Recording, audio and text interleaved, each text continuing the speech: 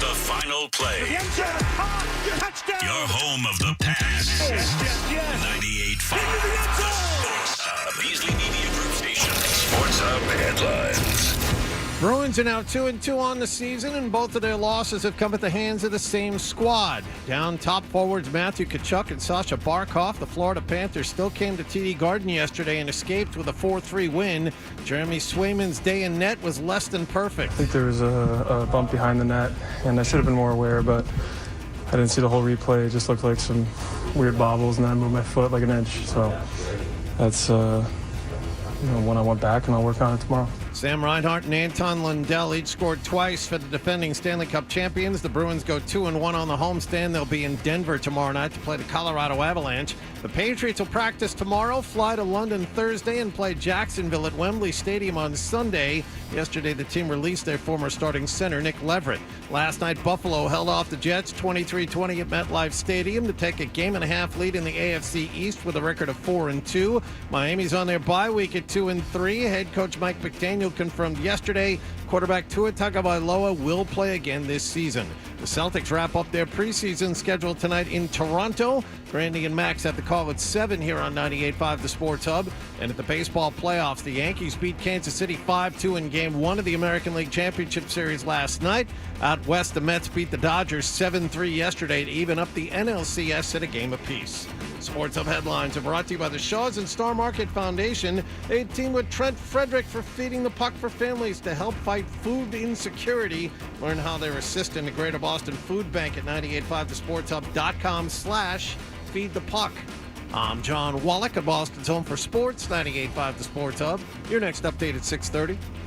Let's talk turkey, shall we? Blah, blah, blah, blah, blah. Oh, in the sports industry, that's what you say. Got your talking head right here, buddy. 98.5 The Sports Hub. Afraid, hello. Hello. Hello. Mm-hmm. Hello. Hello. Hello. He's naked. He has a sword. Oopity about with a football. 98.5 The Hub. Bruins are back from the West Coast.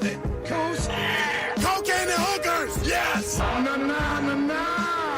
Is it okay to use this for the radio? Yeah. Welcome to the show, you sweet bitch.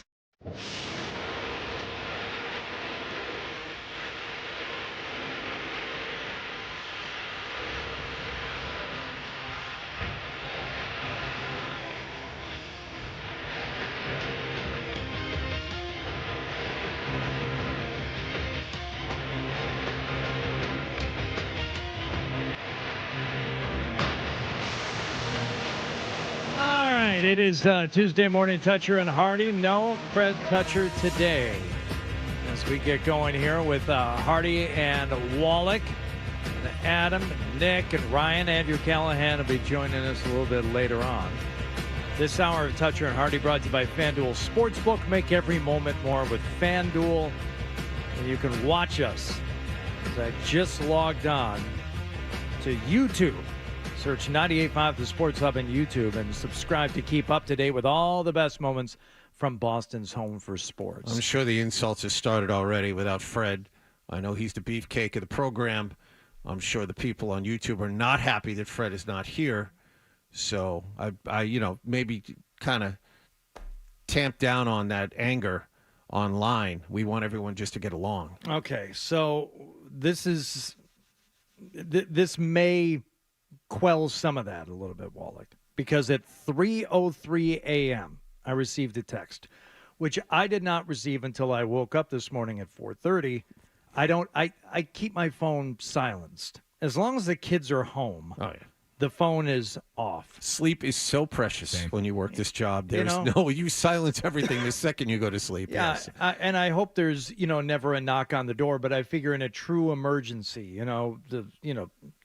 there's a twister coming. Okay, You're not going to text me. Somebody will knock on the door, ring the bell, whatever. All right. So I didn't see this until an hour and a half later. Hey guys, I've been up all night, non-jet related. I'm not going to make it in this morning. Sorry. Oh, I've been up all night sick. not jet related. I'm not going to make it in this morning. Sorry. That was from Fred. See, when you say guys, I'm wondering who he's texting because I'm looking at my phone. I did not receive this message. So Right. who is on this text chain? Me and our boss, our program director, Rick. I was on that one as well. Oh, okay. So sorry, I see I've you been on here moved now. up the ladder above you, John Wallach. Jesus. Which I Been don't on the know if program that's for like 30 seconds. serious. I don't know if that's a good thing or a bad thing. Oh, and You can have it. It's fine. Thank you. So there were 2 text messages, which is never good because I was up late last night. Nobody would text me after 11 or 11:30. So, I see that and I'm like, oh boy, something's going on. So the second text is from Rick, and he said, okay, if you guys want to ask Callahan to stay, do some extra, that's fine, which we have. And Andrew Callahan's going to come in like at 7:40 to hang with us because we're good to hang. We're a good time, He enjoys being here. I think so. Yeah. But who wouldn't enjoy being here is my point. Excellent question. We're fun people. I just said, okay, feel better. Adam 12, who is generally agreed upon to be the nicest, most empathetic, most caring member of, I would say, going back 2 radio stations now, even back to the BCN days. Sure. Thank you. He's the guy who's always checking in on people. Hey, buddy, how you doing? Like a truly good person. Adam 12 said nothing. Really? Nothing. Nothing on the text between the 3 of us. I said, okay, feel better, which, whatever. Yeah. Do you know why? Are you questioning the validity of Fred's illness? Wow. Wow. Just got a little nod and a... That speaks volumes right there. Oh, man. That's not good. The life expectancy of Fred Toucher has been estimated at 50 years. What will be his ultimate cause of death? It's time to play. He is 49. Will he see 50? He'll be 50 in January if he makes it.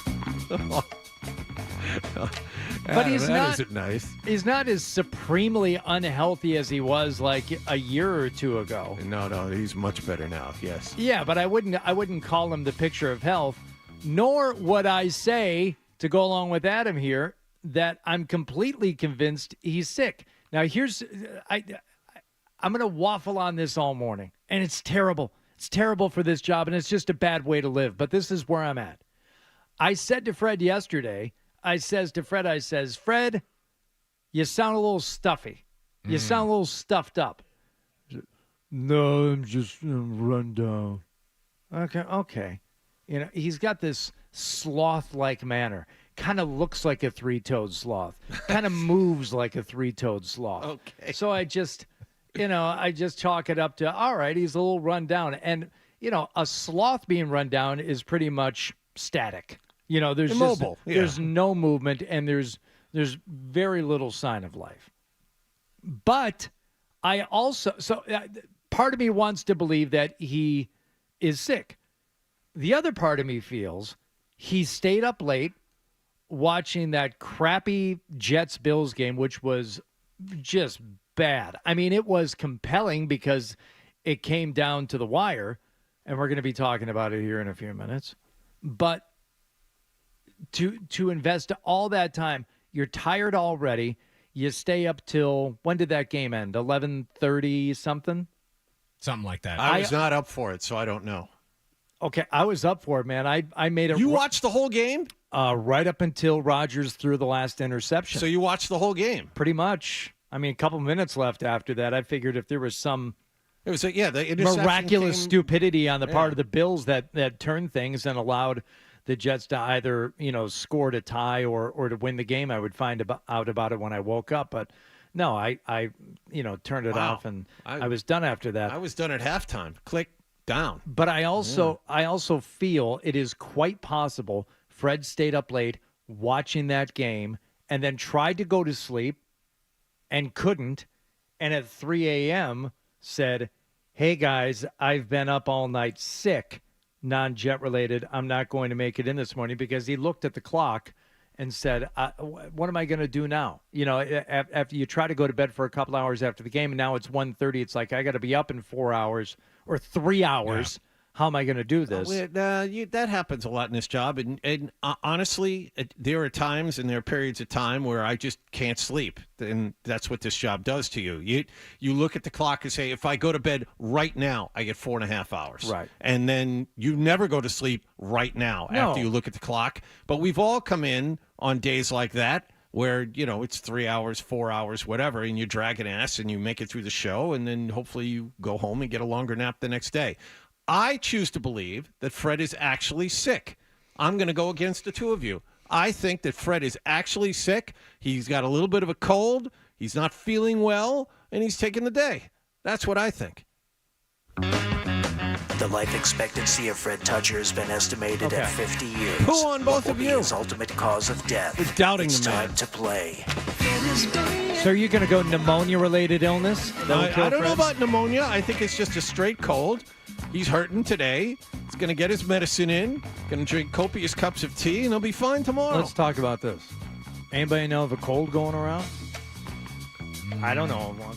I think you guys actually haven't spoken and put my card on the table yet. I was tacit earlier, and Well, you see, Hardy was very he was just. I'm back and forth. He was calling me out on not sending a text in the chain this morning. I was just surprised. And the reason that I didn't is because my friend is sick and he's trying to rest. I don't want to interrupt him by sending him a text at 5:30 in the morning, 4:30 in the morning. That's all. You That's guys all. Are awful. Yeah.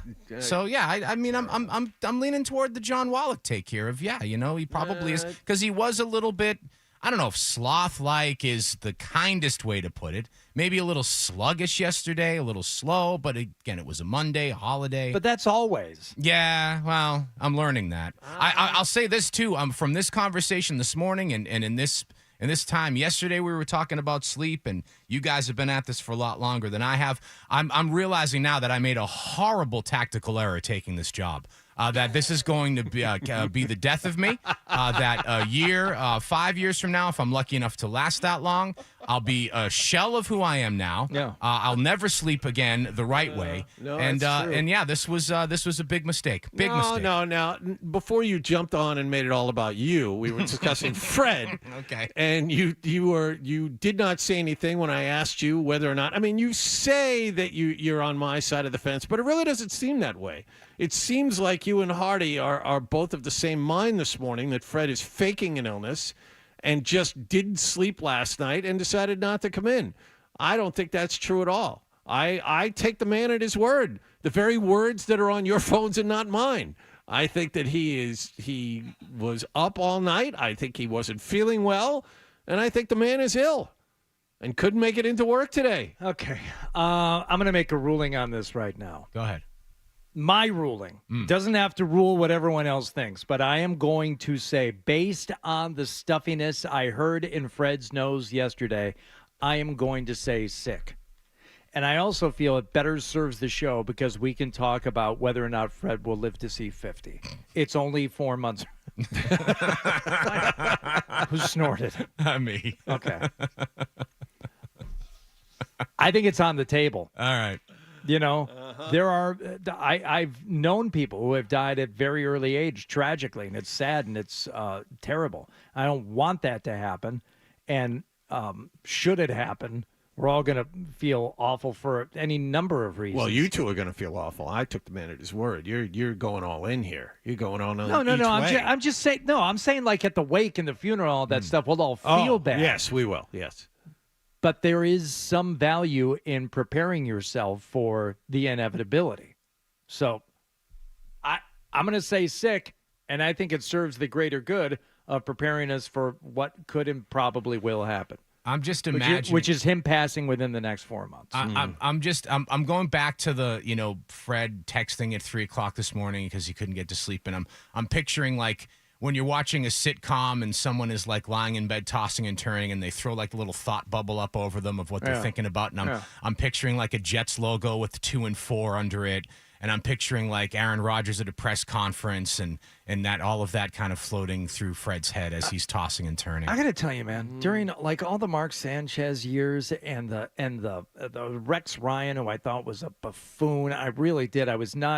I was not at all impressed or enamored with him the way players around the league were. Oh, I want to play for that guy. That looks like so much fun. I didn't hate the Jets as much as I hate them now. I hate that team. Yeah. I hate watching those guys play. I hate Aaron Rodgers, even though I recognize how good he is.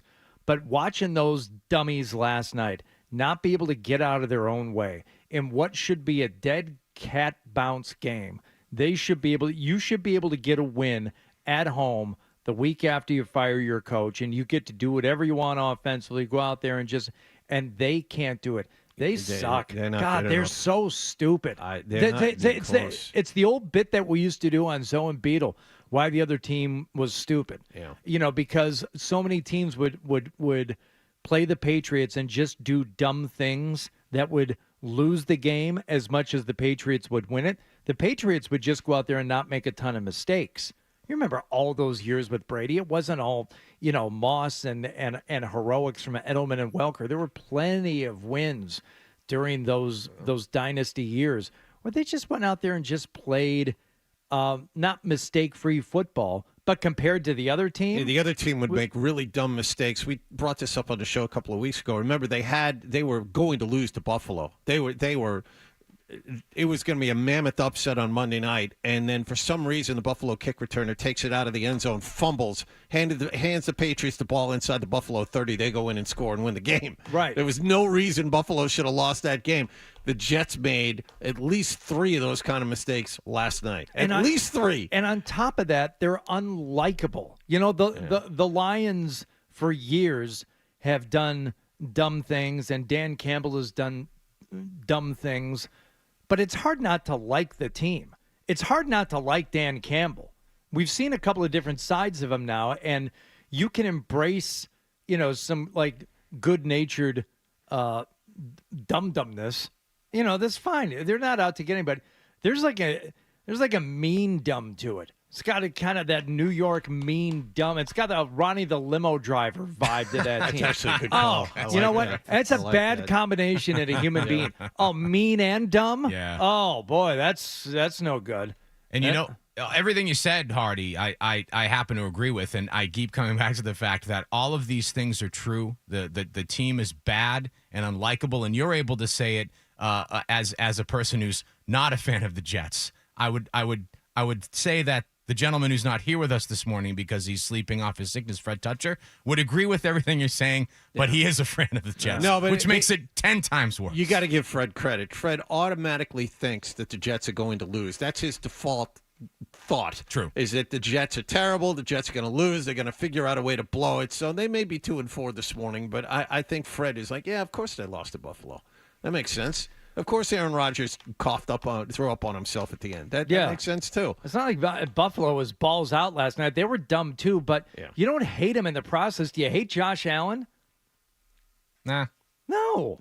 There's nothing really hateable about that team. You might hate the coach a little bit, or you may not have a ton of respect for him because he hasn't gotten them to where they should be yet. But for the Jets, to turn around and do that, we got to get rid of Saleh. He's the problem. No, he's not. You're all mean and dumb. Every single one of you. Tip to tail. Sure. From the owner on down.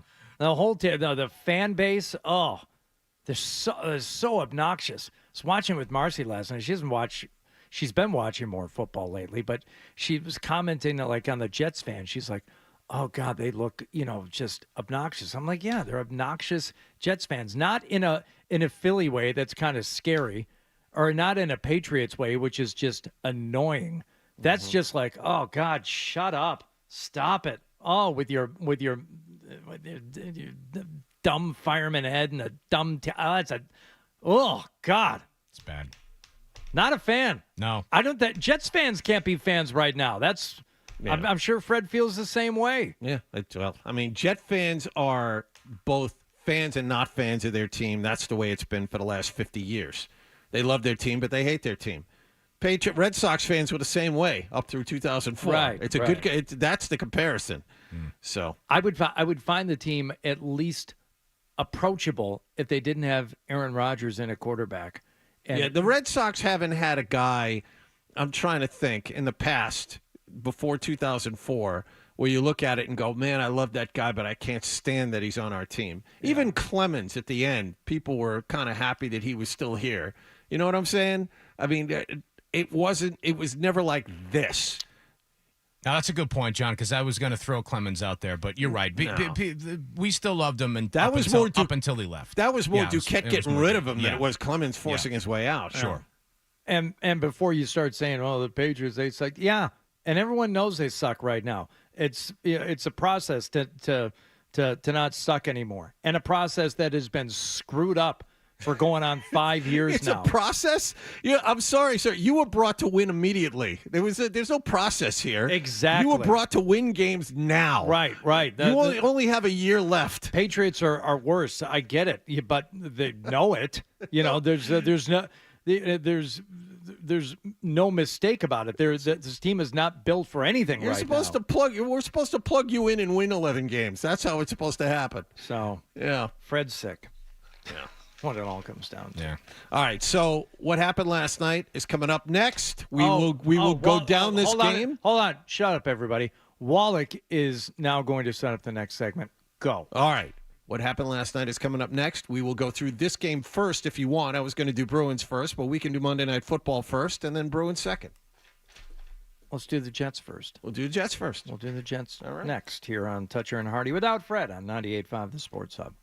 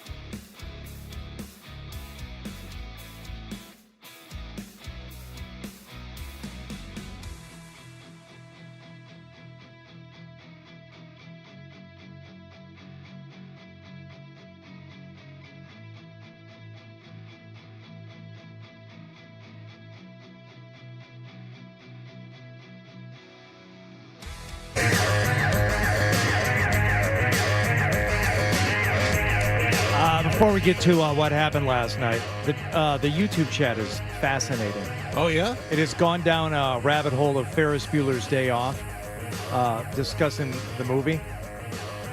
And, as Fred is taking the day off, and people talking about what do you do on your day off, and stay home from school sick, watch Ferris Bueller's Day Off. A lot of discussion of Sloane Peterson, as she was 100%. She was hot. There's Mia Sarah, outstanding. Yes, on this issue, there can be a no debate. I guess a bit of a nightmare on the set from what I've read. Oh.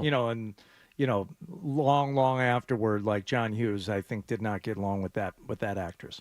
But one thing that's always bothered me about that movie, when they're leaving the restaurant and they go outside and they're standing on the little porch railing thing outside the restaurant, and Ferris sees his father standing out there. Okay? Mm-hmm.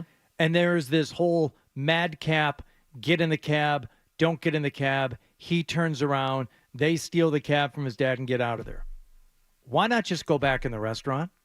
Why not just walk the other way down the street? There are 2 or 3 things that could have been done to avoid any contact with your father whatsoever, instead of standing right next to him trying to take the same cab. Why would you do that? You'd get a little Looney Tunes there. Yeah. Right, That gets a little too much. A little zany hijinks. The rest of the movie is completely believable. The only thing it's one thing I do not care for. That's all.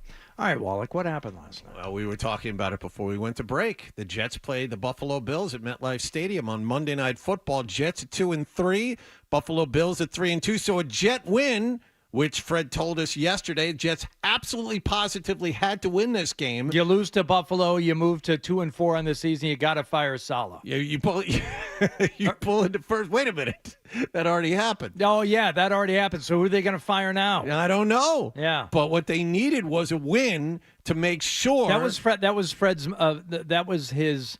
That was his speech. That was his. Right. That was his motif.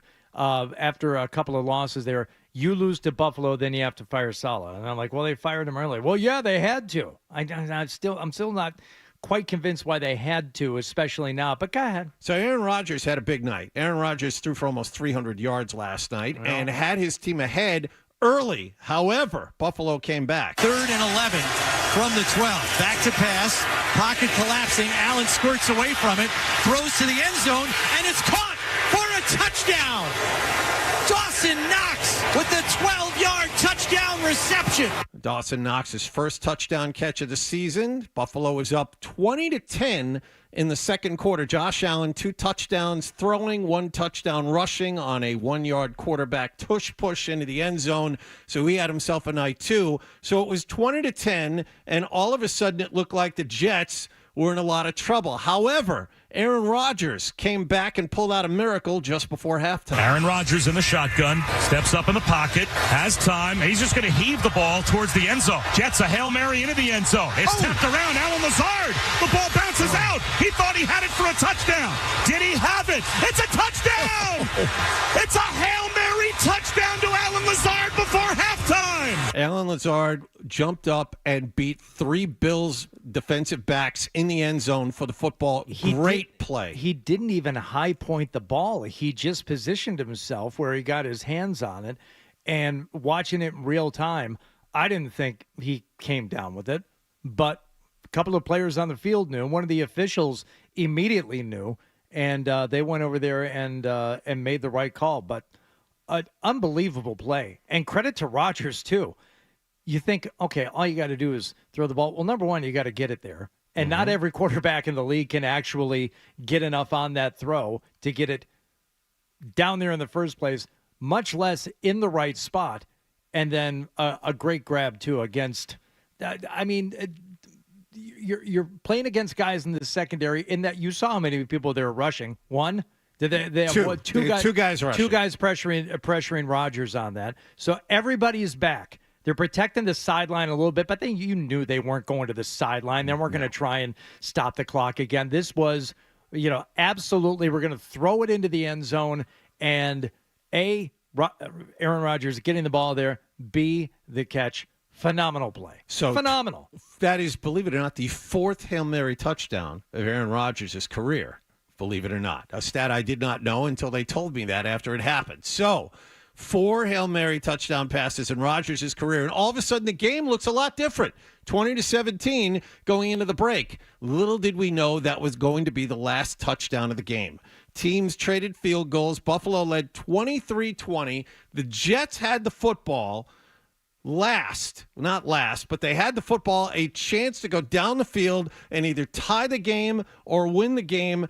3rd down and 16, right before the 2-minute warning. Back to pass. Rodgers looking to load up. Fires deep. Rainbow down the field looking for Mike Williams, and it's intercepted. Taron Johnson, welcome back. A humongous interception by the nickel corner. And that was the last chance the Jets would have. They lose 23-20, but I wanted to make sure I played this because we were talking about Aaron Rodgers being unlikable. Yeah. They asked him about the final play of the game. And if you're Tom Brady or you're Josh Allen or you're any kind of normal quarterback, you say what? You say, you know what? The execution wasn't there. You know, we got to perform better. You know, we did our best. We just came up short. Trying to make a play. I came up short. I need to be better. We as a team quarterback need to be usually better. takes the blame on himself, right? Right. Nope, not Aaron Rodgers. There's 2 verticals. Allen's down the seam, Mike's down the red line. So I'm looking at Allen. He puts his hand up. 3 guys go with him. So I'm throwing a no look to the red line. And when I just peek my eyes back there, he's running an inbreaker. It's got to be down the red line. I was throwing it to the red line, but when I got to about here, I realized he was running an inbreaker, so I had to kind of adjust it a little bit. But the play is 2 guys vertical, 1 guy down the seam, 1 guy on the red line. What a massive a-hole you are. What is wrong with you? Oh, man. I mean, come on. There are about 80 different ways you could have taken that, but nope, you dropped it right on the head of the wide receiver. He sucks. What an a-hole he is.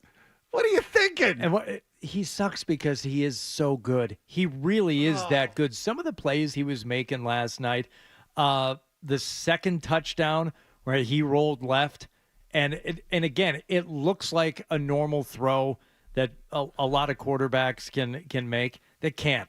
It's something special with Rodgers that he's able to pinpoint these passes, and he's absolutely got it. But he's a perfect example of a guy who won't let you like him. He won't let you.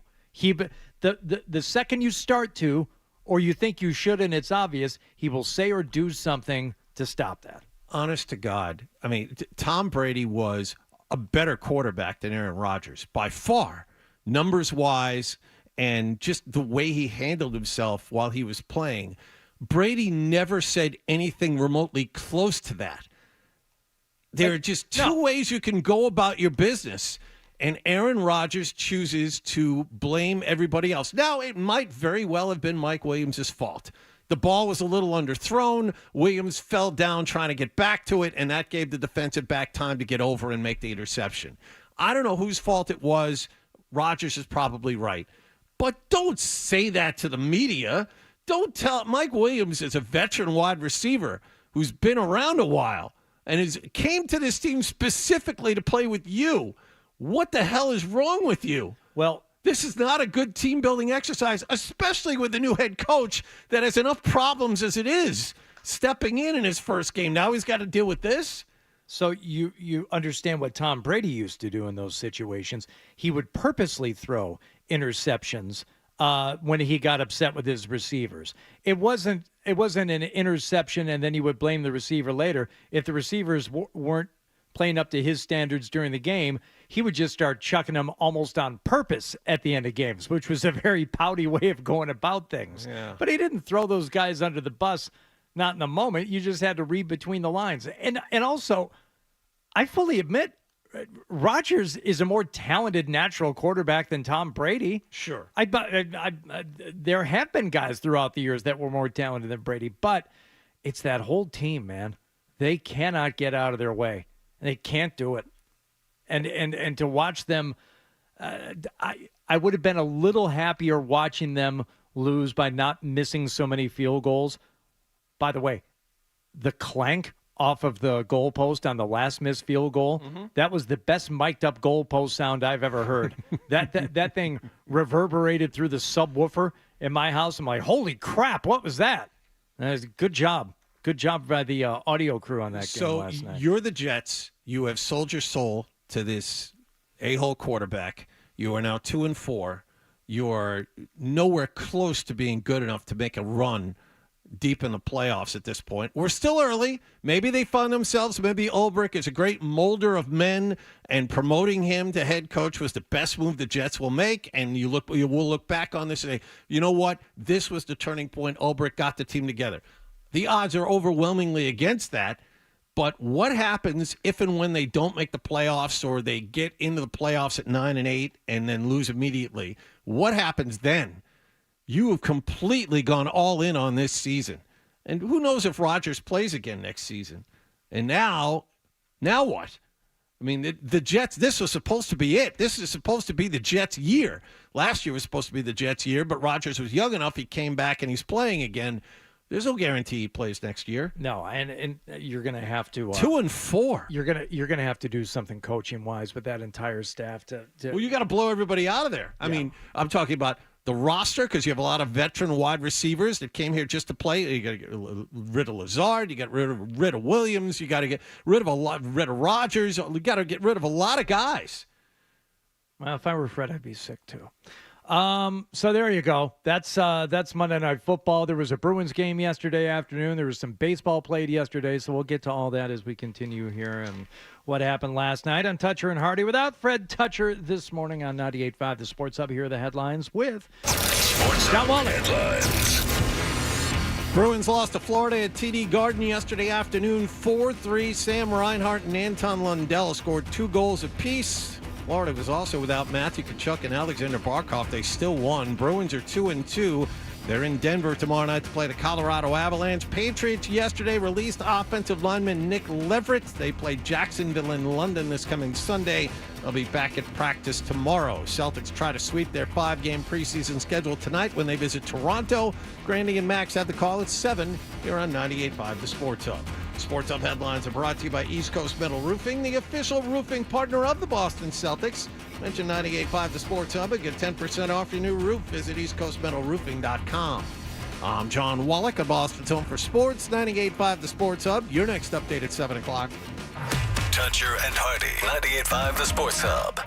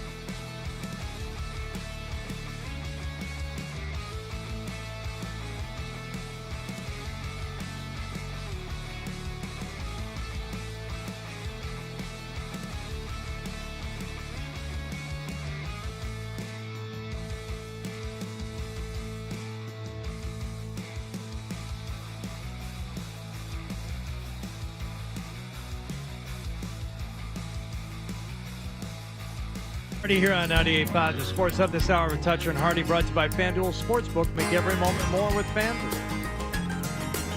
Hardy and John Wallach. Fred texting at 3 a.m. that he was up all night sick. Which, I mean, you probably watched the whole game. So if you're only asleep for, I don't mean to harp on this, but if you're only asleep for, say, 3.5 hours, can you really say that you've been up all night? If you've only tried to be in bed for 3 hours? I think he meant up all night so far before he made the text. What time do you, if you could, and this were, a perfect situation, you would go to bed at what time? But while you're doing this show, what's an ideal time to be asleep in bed? If I could do it, 9. Okay. If you were then to be tossing and turning, say at midnight, would you say, I've been up all night sick, I'm not coming in tomorrow? No, I would not. No. But if it's, you see, all night I think of is the 1, 2, 3 a.m. That's what I think of all night as. When we get past midnight, that's all night. That's how I see it. I just don't know that I can fully sign off on up all night sick when he probably didn't go to bed until 11:30. You were waffling over this earlier, Hardy. I feel like you're leaning in a certain direction now. Leaning? He's about to fall down. Jesus. Man. I know that he's not expected to live past January. Right. That's what the doctors have said for years. We're not going to change that now. But in this case, what are you saying? I don't know that this is, the beginning of the end. I think there's some hyperbole involved when you say up all night when you've only been trying to sleep for 2 or 3 hours. You're going to twist yourself into a pretzel. That's torn. fine. I'm torn. You're twisting yourself into a pretzel. You're trying to find a way to believe that Fred is lying to you. It's just not the case. Well, not the case. This is not Fred from 2-3 years ago. This is Fred Toucher now. I'm telling you, he's sick. But still capable of pathological dishonesty. Just because he quit the drink doesn't mean he can't be you are a cold-hearted creating bastard. a prevarication. I was just about to pipe in and say, pure canard. John Wallach has a much deeper experience with this, being in the same studio as Fred over 15 years. And Hardy's kind of, it's silly for me to call him the new Jack. I'm the true new Jack. But, Hardy's got less than a year in that chair. But, wow. Yeah, I don't know what they addressed in the booby hatch when he was in there. But, a little white lie. Yeah, when he's in the puzzle factory, in and out. I don't know if they address the line so much as, you just got to lay off the sauce there, killer. You get that figured out. The other stuff is a work in progress. I see. All right, what happened with this Bruins game yesterday, the matinee 12? You were there. I was at the game yesterday, yes. Oh, very good. You were treated to a bad afternoon. Bruins wrapped up a 3-game homestand yesterday, 12, and I want your opinion on this in a second. They played the Florida Panthers. The Bruins had an advantage. The Panthers, the defending Stanley Cup champions, without Matthew Tkachuk, without Alexander Barkov. Far and away, their best forwards. Their 2 best forwards did not play in this game, and since they had beaten the Bruins, they had lost the 2 games since. So they came in, they weren't playing well, they were at the end of a road trip, and they were down their 2 best forwards. So the Bruins, on paper, seemed to have a massive advantage, and they owed Florida one after a loss on opening night last week. Good news early. Things started well for Boston. Lohrei at the blue line. Over to Kastelik, top of the left circle, score! Kastelik with the shot. Changed direction and speed and beats Bobrovsky.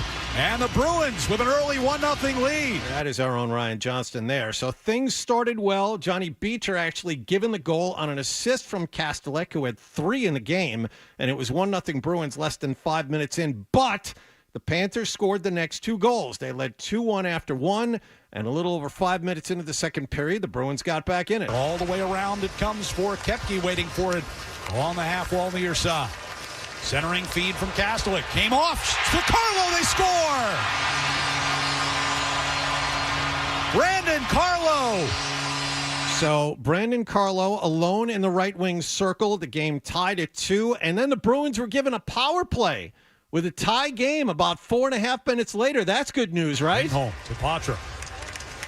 Brought it toward the right circle, turned back toward the blue line, and it's taken away. Reinhart on a shorthanded rush, going to the front. Got it back and scores. So gross. Reinhart with the power play goal, fouls it up with the shorty. It is just disgusting. That talk about guys that this is something I was fully on board with my hatred of the Florida Panthers. And again, credit where it's due. They're good at it. They're good at these types of games. They know how to do it. But I don't know how you can be a fan of Reinhart. No, you can't be a fan of Reinhart in any way, shape, or form, but that snapped a 2-2 tie. That put Florida ahead 3-2. They never trailed again. They went up 4-2 and won the game 4-3. And Brad Marchand after the game said it's really no big deal. Yeah, at the end of the day, it's 2 points. There's no bearing on last year. It's not going to change anything that's happened. So 2 points that we didn't win. We'll focus on the next 2. I know it's early. It's early in the season. We're only 4 games in. There's a long way to go, and who knows what these two teams are going to look like later. That yesterday, a really bad loss to a team that wasn't playing well, down their top 2 players. You can't lose a game like that if you're the Bruins, especially if you're at full speed. Adam, you were in the building. What did it feel like? Yeah, it was what you're saying is right. They were even down their 2 best players. You never felt like the Bruins had complete control at any point in that game. You always felt like Florida was sneaking up on them, or even worse, kind of leading them on. And I think there was some sound from Montgomery after the game too, talking about how Florida they play that style of, they're the best. They're like the gold standard for playing that style of hockey right now. And he's even admitting that they're kicking his team around. From being in the building, that perspective, that first goal that the Panthers scored, the Lundell goal, that kind of snuck in, behind it. It almost looked like it was a terrible turnover. Yeah, it was off a bad turnover, and it couldn't tell if like Lindholm had kicked it in off of his skate, but it kind of trickled in there behind Swim, and that kind of set the tone. It was just like, it's going to be one of these games where there's just going to be these crappy little things that happen to throw the Bruins off their game. I'll say this though, John, real quick, as frustrating as it was a fun game to watch, especially in that first period with all the scrappiness and the bad calls from the refs. I mean, it was a lot of fun to be in the building for. And this, I think, is what you're talking about from Jim Montgomery. They're winning the mental side of the battle on us. Pasta got hit, and I love what Pav did. Went in, defended him. That's great. But the penalties after that, I mean, it's just not discipline. It's all 4 games that we take at least 4 minors. Can't win hockey games that way. And then we can't lose as many battles as we do. They're the standard right now in the NHL for winning battles. And we're not up to that level yet. We have to vastly improve that level. Yeah, you don't have to allow yourself to be pushed around. Montgomery's absolutely right. Zacha goes in there, and he goes up and he fights with Greer for the hit on Pastrnak. That's fine. That has to be done. If you don't assert yourself, that'll happen. It's the McAvoy cross-check that gets you in trouble. That's unnecessary. This is the type of dumb stuff where it's like you make your statement, you stick up for your teammate, but then you get back to playing hockey and you get your head back in the game, as opposed to being overly concerned with how these guys are treating your star player and making sure they know. It's like the same thing. I do it all the time. The thing I despise the most is the thing I see other people doing that I know I do too. It's like when you're trying to win an argument with one of your kids and you make your point and walking away, it's like, there, I did it.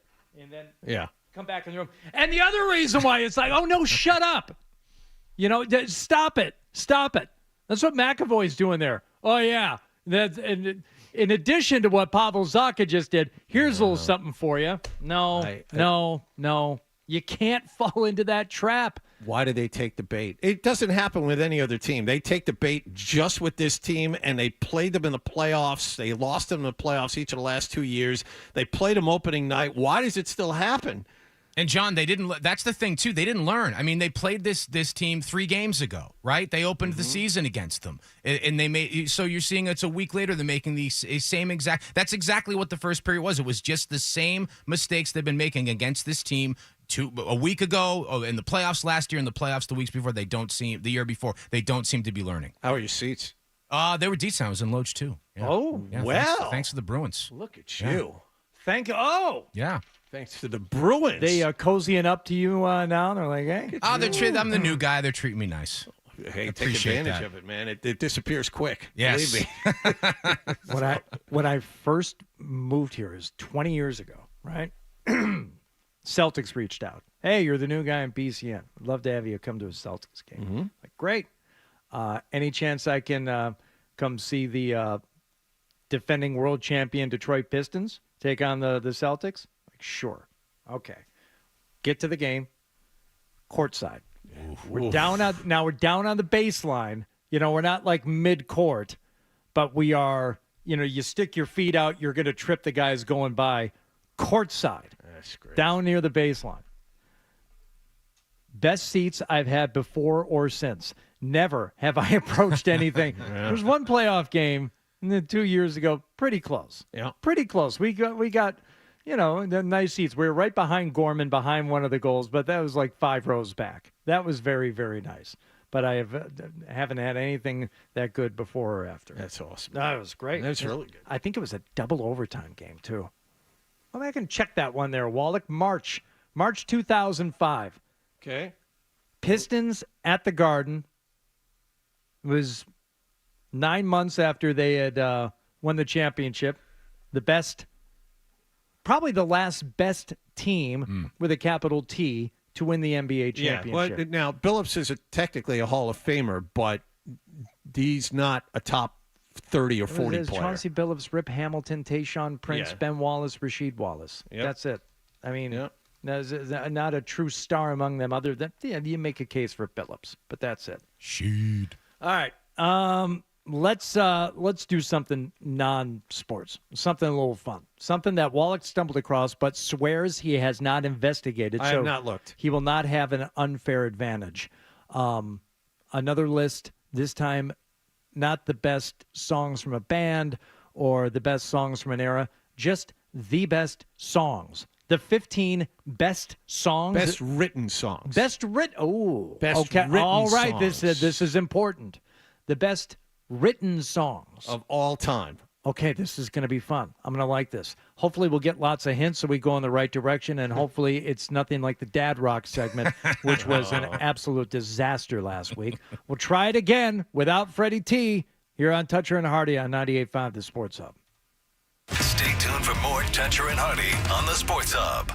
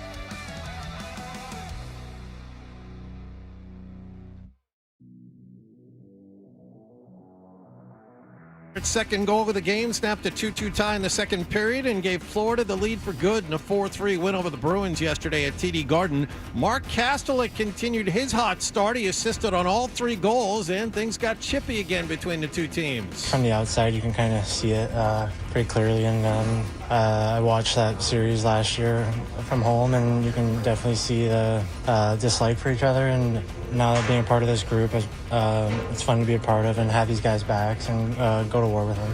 The Bruins lose to the Panthers for the second time in a week. They're 2-2 on the season. They'll be in Denver tomorrow night to open up a 3-game road trip against the Colorado Avalanche. The Patriots yesterday released offensive lineman Nick Leverett. The players will be back at practice tomorrow as they get ready for a game in London against Jacksonville this Sunday morning. Last night, Buffalo held off the Jets 23-20 at MetLife Stadium to take a game-and-a-half lead in the AFC East. They are 4-2. Miami did not play this week. They're 2-3. Head coach Mike McDaniel confirmed yesterday that quarterback Tua Tagovailoa will play again this season despite multiple scary-looking concussions over the last couple of years. The Celtics closed down their preseason schedule tonight in Toronto. So Celtics now 4-0 during the preseason. Grandy and Max at the call at 7 here on 98.5 The Sports Hub. And at the baseball playoffs, the Yankees beat Kansas City 5-2 in Game 1 of the American League Championship Series last night. Out west, the Mets got a grand slam from Mark Vientos. They beat the Dodgers 7-3 to even up the NLCS at a game apiece. Sports Hub headlines are brought to you by Sparks Hockey. Sharpen your hockey skates at home with the Sparks Sharpener. Be ready for hockey season. Head to @sparkshockey.com and use promo code SportsHub at checkout for $50 off. I'm John Wallach at Boston Tone for Sports, 98.5 The Sports Hub. Your next update at 7:30. If you've got the app, you've got Toucher and Hardy to wake you up no matter where you are. Or who may or may not have been to jail. Get the app. The 98.5 The Sports Hub app. Toucher and Hardy. Such an enticing explosion. 98.5 The Sports Hub.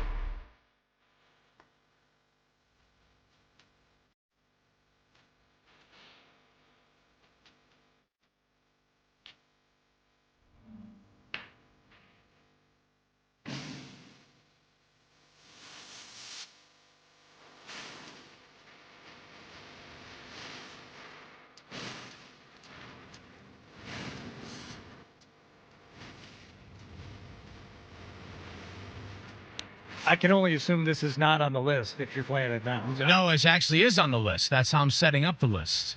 You now only have to get 14 of the 15 songs that are on the list. Wow. And we cannot move on until we get all 15 songs. That's correct. All right. Toucher and Hardy here on 98.5 The Sports Up. This hour of Toucher and Hardy brought to you by FanDuel Sportsbook. Make every moment more with FanDuel. You can let that ride. You're not going to. All right.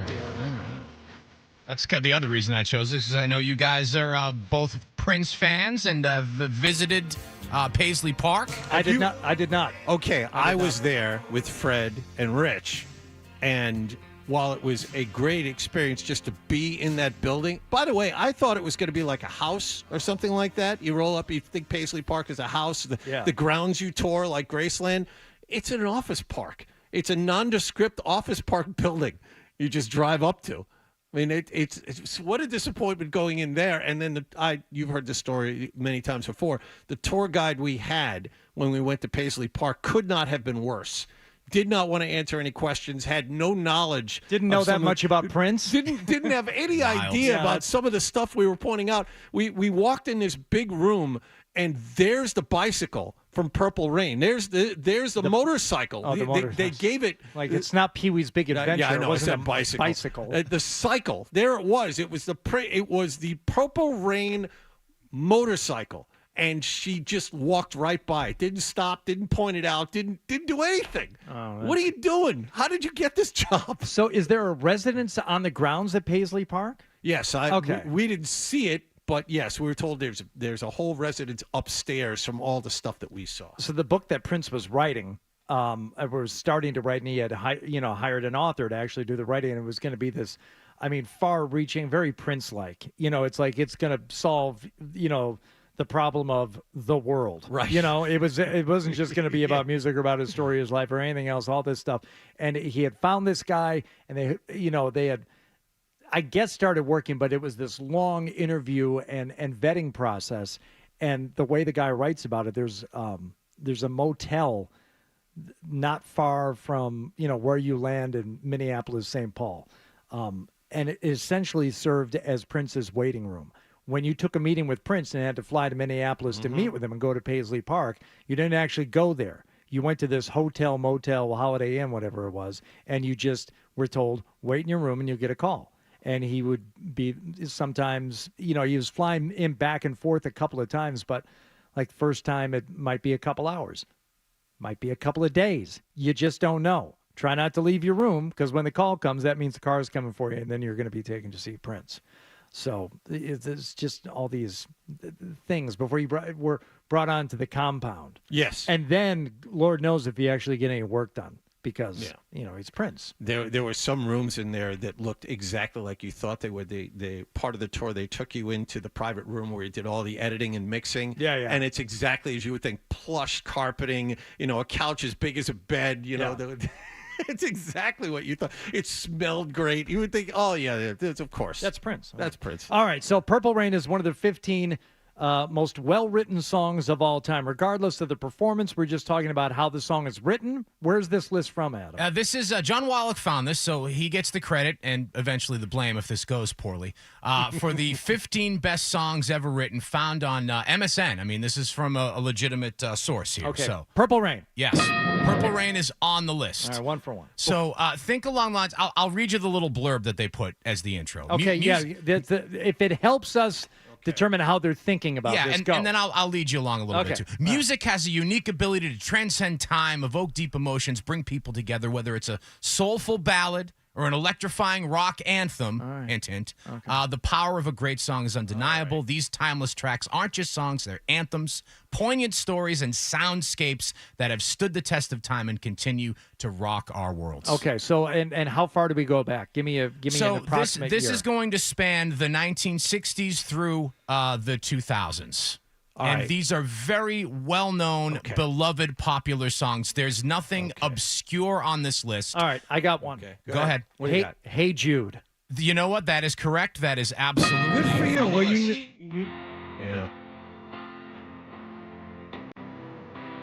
Yeah. I like seeing the Beatles fans gathered, and remembrances of John Lennon and singing this song. And this song is about how crappy he treated his kid, Julian Lennon, and Paul McCartney wrote it for him. So he's like, hey, don't feel so bad. Your dad is such a dick.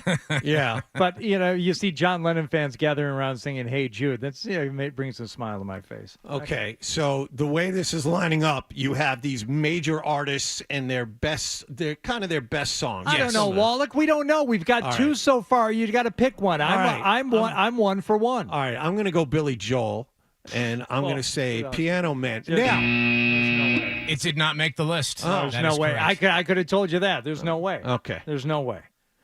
All right, my turn. I am going to go Eagles Hotel California. That is on the list. Wow. Give yourself a plus. Wow. I didn't pull the hook for that one because I'm sick of hearing it. But that's absolutely on that is on the list. So you are 2 for 2. I haven't even thought about this. This is how brilliant I am at this one thing in life. Right. That's really great. Okay. Big rock anthem. Mm-hmm. Is grunge represented at all? It is. Okay, so then it's Nirvana. It Smells Like Teen Spirit. It is John Wallach. Well done. You are now 1 for 2. Okay. It is the lone entry on this 15-song list that is a 90s rock song. Okay. So check that box off. Okay. Is an artist represented multiple times on this list? Technically, yes. That means Nothing Compares to You is on the list. That is incorrect. Oh! I'm sorry to say that did not make the cut. But technically, there is an artist that is represented more than once and has been guest already, technically. Okay. So it could be Don Henley or Glenn Fry, that kind of thing. Jesus, I hope not. Don Henley, I mean, he had some good songs. Heart of the Matter was one of them. That can't be one of the 15 greatest songs ever written. It's a good song, though. Yeah. It's not on the list. Not but on the it's a list. good song. Oh, It's okay. just no. I think it might be another.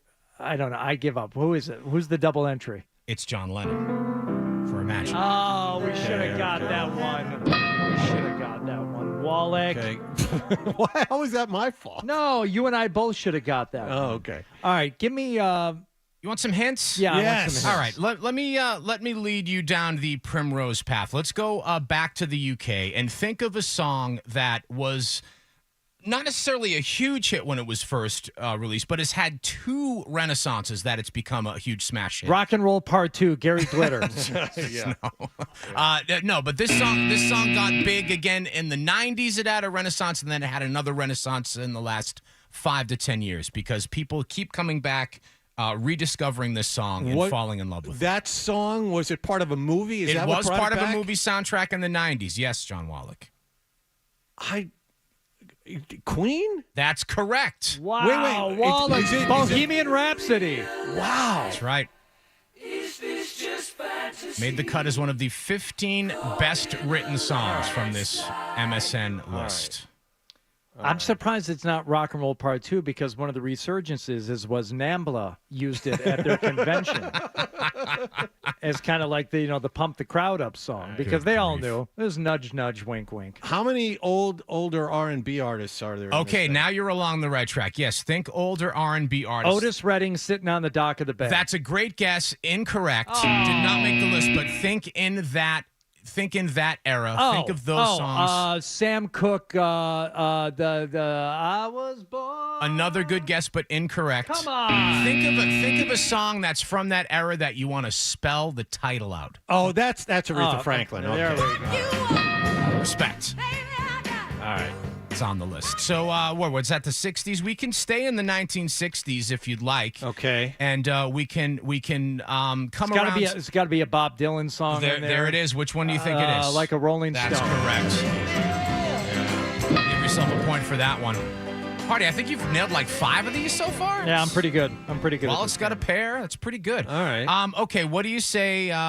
Let's do like 3 more of these. Okay. Let's actually there's one really obvious one that if you go back to the 15 best songs ever written, and you take a look at what's been on the list so far, and you see that these are huge smash hits by the biggest artists of all time. There's like a really obvious one that you guys probably should have gotten like right up at the beginning. Is it Bruce Springsteen? No, he didn't make this particular list. Oh, now that's that's Which to me is a good thing because surprising. I don't like Bruce Springsteen, surprising. so that made me happy. Yeah. Michael Jackson. Yes. And what there's only one Michael Jackson song on the list. Is it going to be She's Out of My Life. Nope. She's Out of My Life? That's not that one, John. Rock With You? It's not that Oh, there's you could It's a be. good one, though. How about Beat It? It's That's going to be not it? I'm going to go Billie Jean. Okay, you're saying Billie Jean. John Wallach, you saying Beat It? No, I got to think now. Okay. Not Pretty Young Thing. Man in the Mirror. Let's go Man in Black the Mirror. and White. No, I'm not Man in the Mirror. I'll All do right. that. Say. Hardy's got it. It's Billie Jean.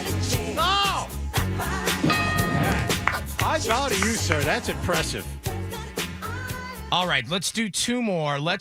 Here's one. So this is a song, again, these are the 15 best songs ever written. Yes. This particular artist who you connect to this song, and going back to Hardy, you remember Hardy guessed Nothing Compares to You, Yes. which is a Prince song but was made popular by Sinead O'Connor. I understand. So it's a similar situation to that where this artist Janis Joplin, Me and Bobby McGee. No, that's It should be on the list. This is written by Wallach.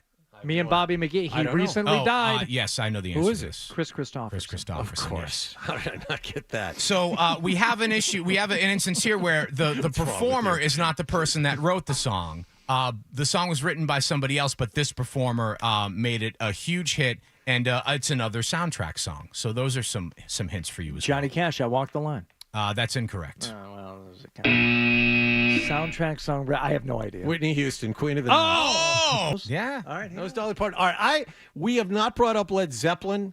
Zeppelin, a monster group. If Stairway to Heaven is on this list, we're ending the segment. It's right on now. the list. Oh my God! And again, I'm not playing the hook because I'm sick of hearing Okay, that song. so technically I win, but let's do one more. Do you have one more? Yes, I do have one more, and I actually have this. This is an interesting one because this is the one entry on the list that's from the 2000s. So kind of think less about classics and think more about a contemporary artist that is well known and beloved and sells out Vegas. Adele. There it is. And it's that Hello song. No. Whatever. Rolling in the What deep. song is this?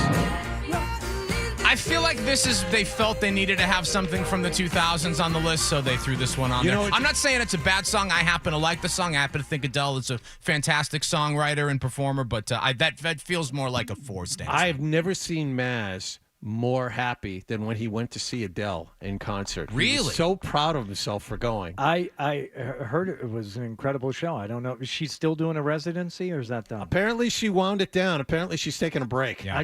People who saw it said it was incredible. I'm sure it was. You know why? Because he happened to bring his stereo headphones with him, and he said the sound through the headphones at the Adele show was tremendous. Okay. At Maz, that's what Maz did. Okay. What do you? He had. I'm making a headphones. The Maz Oh, headphones. Sorry. yeah, headphones joke. Frickin' Maz. Yeah. Texted me yesterday. For what? Why did he text you? About the headphones. What? He okay. Can What you is read wrong it? with you, Maz? It's over. Get over it. It's done. I want to save it. All right. I'm going to save it her for when Andrew Callahan is here. Okay. Okay. That's good. Because it's insufferable at this point. All right, good list. All right, well Thanks. done, Wallach. That's Wallach, not me. Yeah. Nice pull with the Whitney/Dolly song, and very good. All right, we are going to be joined by a certain someone who's going to tell us things, and it's going to be really, really good. His name is Ryan Johnston. Oh, yeah, He's the that's voice right. of your Boston Bruins, Hardy. Well, I was thinking Jim McBride for a second, but I knew it was going to be Bruins. I just couldn't remember. Now I know. Ryan Johnston will join us next here on Toucher and Hardy without Fred on 98.5 The Sports Hub. More touch.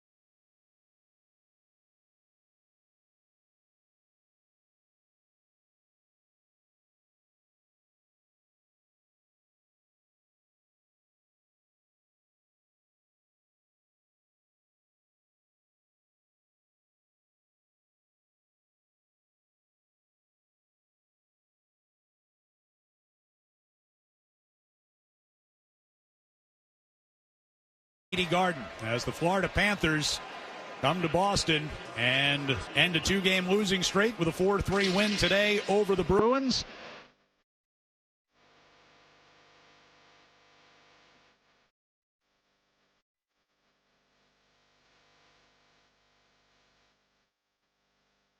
It's Toucher and Hardy without Fred this morning, but I'm here. Wallach's here. 12, Nick, Ryan, and now Ryan Johnston, voice of your Boston Bruins, joining us on the Volkswagen Dealers Expert Hotline. Good morning, Mr. Johnston. Hi, where's Fred this morning? Oh, it's a whole thing. Well, it's a whole thing, and lines have been drawn. And I tell you what, present Ryan with the evidence and see where he lands. See if he agrees with you or with me. 3:03 a.m. Text to me and Rick. Hey guys, I've been up all night sick, non-jet related. I'm not going to make it in this morning. Sorry. So he's got the RIA. Okay, but if 3 a.m. for somebody who was up until 11:30 watching the Jets, I'm assuming it's his team. Maybe he wasn't. Maybe he was on the can the whole time. On the can. Okay, Potsy. I had a lot of diarrhea. Right. Can you Can you, if you've only been trying to go to sleep for 2.5, 3 hours, can you really say you've been up all night sick? So this is 3 a.m. you said? 3 a.m. Yeah, if you're still awake at 3 a.m. sick, I'd call that an all-nighter. See? That's absolutely right, Ryan. That's right. Now the question is, like, even if the RIA settles at that point, you're going to get like an hour and a half of sleep. The question in the room, Ryan, is Fred really sick or did he want to sleep in? That's the question. Well, the Jets would have make anybody sick, so that's... That game would have made me sick last night, and I'd be sick of that team. And I discovered a new dislike for the Jets last night that really hadn't risen to the surface yet. I'm like, yeah, they're kind of waffled in between being inept and buffoons, but I find them to be unlikable now. It's just there's nothing to like about that team. Anyway, Fred's not here, so whatever. How do you like your Boston Bruins? The way they answered the bell yesterday against the Florida Panthers there, Ryan. Well, they bring the emotion. There's no question about that. The first period especially, a lot of dust-ups and guys getting in each other's faces and guys sticking up for each other. I think that's important, especially early in the season, to see some cohesion with the team. Pastrnak took that check from behind that goes uncalled, and Zacha jumps right in. And Zacha's not a fighter, but, takes on a tough guy there in Greer. And then, you saw it again from Marchand a little bit later on as well. So, that's good to see. Overall, I didn't think it was they played badly yesterday at all. It was just there were some glaring mistakes that wound up in the back of the net, turnovers in their own zone or just maybe a mental error here and there. One of the goals, I think it was the fourth goal that Florida scored. The Bruins defenders had been out there, I think it was Peak and Lori had been out there for a really long shift and needed to get off the ice. And as they went toward the bench, the forwards failed to get the puck deep into the Florida zone. It ends up going back the other way. Lori had to stop and try to get back, and Lundell scores on what was essentially a break down the right circle. So, if they can clean up those things, they're in really good shape. As far as the entire game goes, there's still a lot of things that need to improve. And certainly, the fourth line has been terrific here in the last few games. Waiting to see more from especially the top two lines. And Jim Montgomery seems to be as well, because he started shuffling guys around a little bit in third period yesterday. Yeah, how do you explain that? Mark Kastelik is not a goal scorer. He's not a point accumulator, and he has been your point guy as a fourth-line center. Why can't the first two lines get on track? Why is the fourth line carrying the mail at this point? Yeah, I don't know if it's just, trying to get everyone on the same page. I mean, you're 4 games in, you've got new faces on both of those lines, right? You've got Elias Lindholm, who's, he's gotten off to a good start, on that first line. Pasternak's game though he's got 3 goals already, scored in the first 3 games. I don't think he's necessarily been at the peak of his powers yet. And so how do those 3 mesh together? Maybe it's not quite where it will be a little bit later in the season. The second line is, I think a big concern right now. They've tried Morgan Geekie along with Coyle and Marchand. That line doesn't have a goal yet between the 3 of them. I think Coyle and Geekie both are without a point through 4 games. Geekie got benched for a little while in the second period yesterday, and that's when they started to shuffle the lines. And so maybe we'll see a little bit of a different combination there. But they've got to find a way to get. I mean, Marchand, Coyle. I mean, you really got to get them jump started here. So if that means putting somebody else in on that line, I'm sure they'll give it a shot. But the fourth line, you mentioned Kastelik. I mean, he's been absolutely terrific. Koepke and Beecher as well. I mean, Jim Montgomery's putting that line out there a lot. They're starting games, starting the periods. They're coming out there after power plays and penalty kills. They're getting them out there right away to kind of change the momentum of games. Every shift, it feels like that line does something to impact the game. Whether even if they don't score, they're getting the puck in and they're getting in on the forecheck and they're keeping the possession down in the opponent's zone. And that's exactly how Jim Montgomery wants to play. Yeah. Let's talk about the goaltending here for a moment.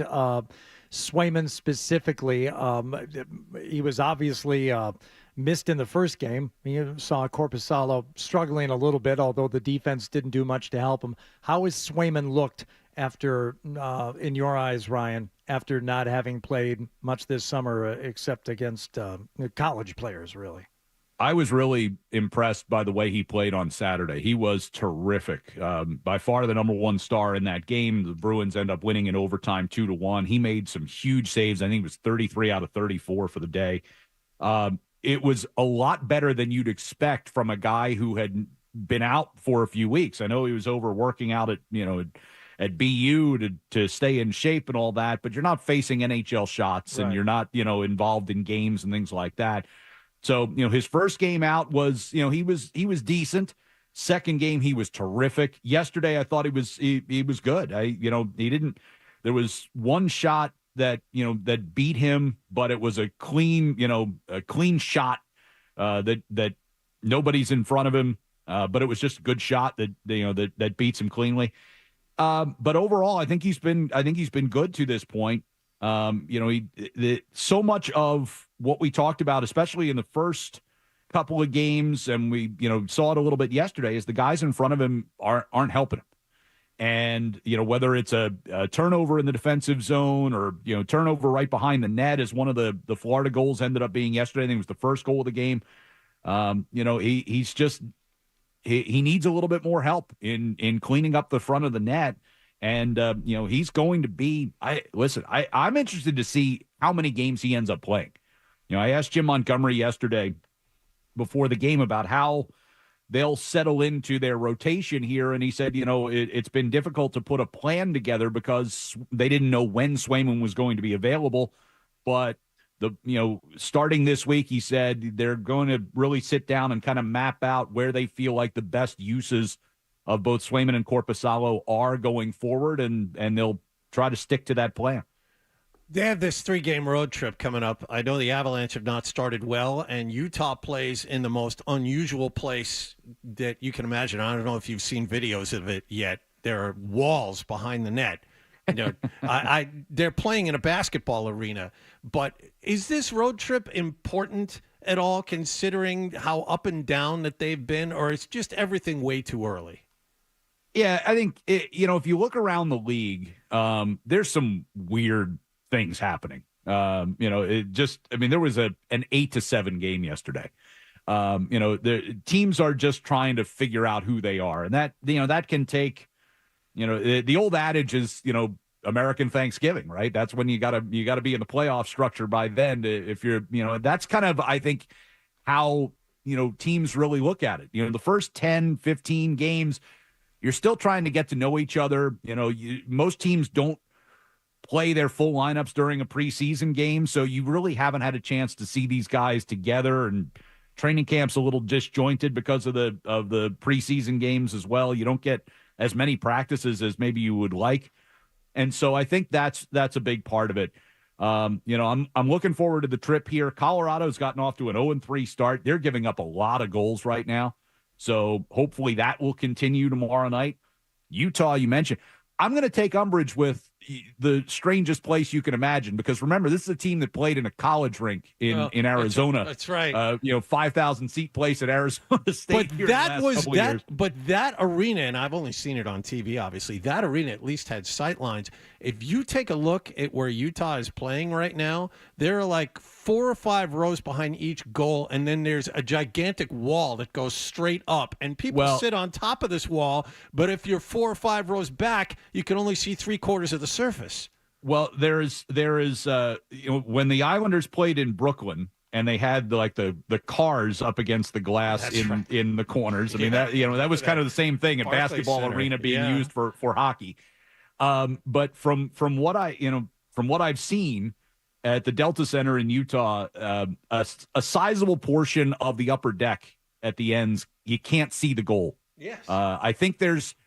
I saw the attendance figures the other day. I think there's 11,000 seats where you have full view of the ice, and the rest of the building is you see one of the 2 nets. So listen in on Saturday night for this. This should be well, thankfully, I think where our broadcast location, you are going to be able to see both nets, I believe. Oh, so good for you. Well, no. Hopefully they put you up where they put us up at the top of the lower bowl. That'll be easy for you. Here's something you probably don't remember. When the Arizona Coyotes, when the Phoenix Coyotes, when they first moved from Winnipeg, they played at the America West Arena in downtown Phoenix. And it was the same type of thing where I think it was in there, it was only at one end. But if you sat in the upper deck at one end, you could not see the net in front of you. You could only see the one down the other end of the ice. And it was just the way it was until they got their arena situation. Well, they never really got the arena situation figured out, but they eventually moved on. But there will be here in the next few years massive renovations to the Delta Center, and they're going to make it into an NHL caliber arena. But listen, Utah won their first 3 games. They had a really good first night there. They sold $120,000 worth of beer, which is the most that's ever been sold for a sporting event in that building.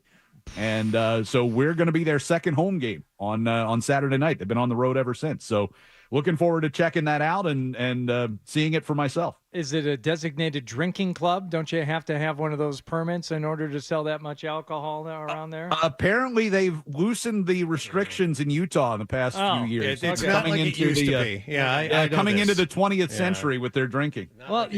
So you have that to look forward to. You might get a chance to see Chris Wagner tomorrow night, too. I believe he played for the Avalanche against the Islanders anyway. So he's been up playing a little bit for Colorado. So you have stuff to look forward to on the trip. That's what I'm saying, Ryan. Absolutely. This is my first long trip of the season. We've got, Colorado tomorrow night. We've got 2 days off in Salt Lake City. Woohoo! And then we go to Nashville for a couple of days off before that one. So we'll have a lot of time to explore.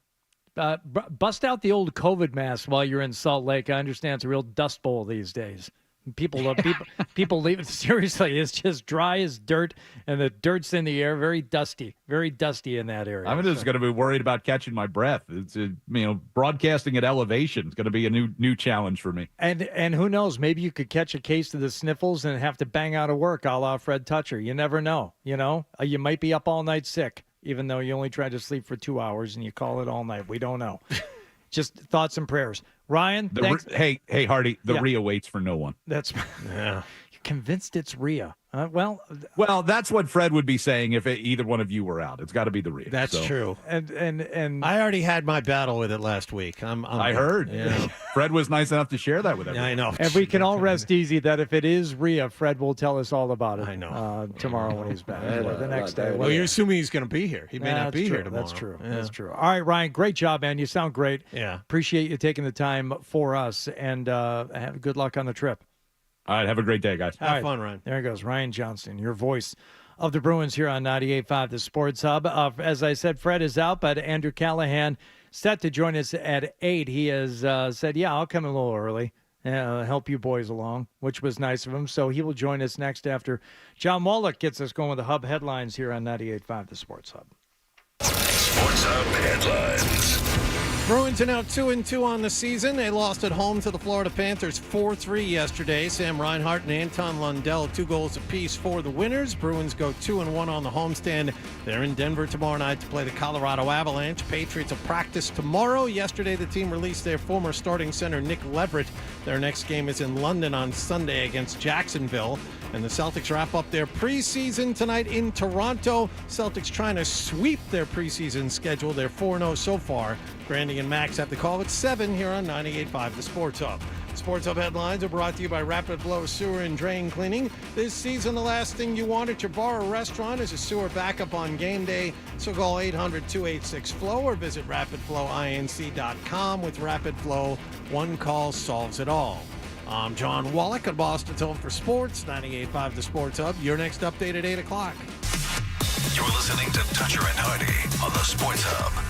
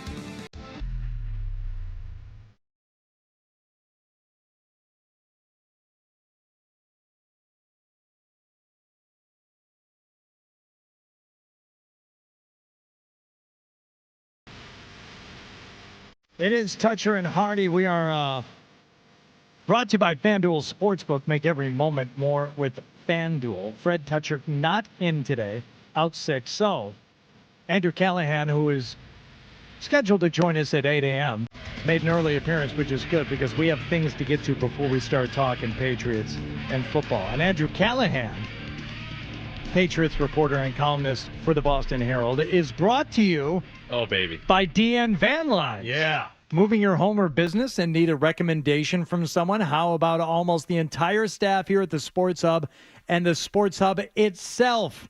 Yes, they moved the station. DNVanlines.com.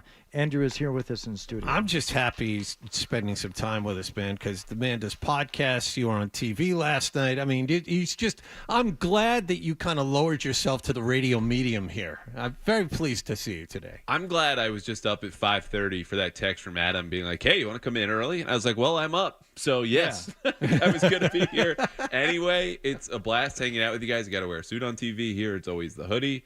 Fit in, hang out. I have no idea where the show's going to go. And then it's 9 o'clock all of a sudden. Right. Somebody mentioned earlier, by the way, in the YouTube chat, just, I believe, so many hoodies because it was the 3-box of me, Wallach, and 12. I don't know when the hoodie became my uniform, but it is the only thing I can think to put on in the darkness. And I mean, it was 34 degrees this morning when I got up. Like, what else should I wear if it's not a hoodie? And I wore them pretty much all summer, too, because it's right there. I've worn them for 15 years. Yeah, I mean, there's nothing wrong with it. Yeah. There's nothing wrong with a hoodie. We're not dressing to impress people. No. We're not on television. Even if you are on television, like you were for many years, it doesn't matter. No. Doesn't matter. I did reach for a quarter zip this morning, and it had one wrinkle. And I go, I'm not a Manning. We're going to wake up. We're going to roll out. We're going to have a radio. See, that's the Manning uniform, the quarter zip. Yeah. I know. Yeah.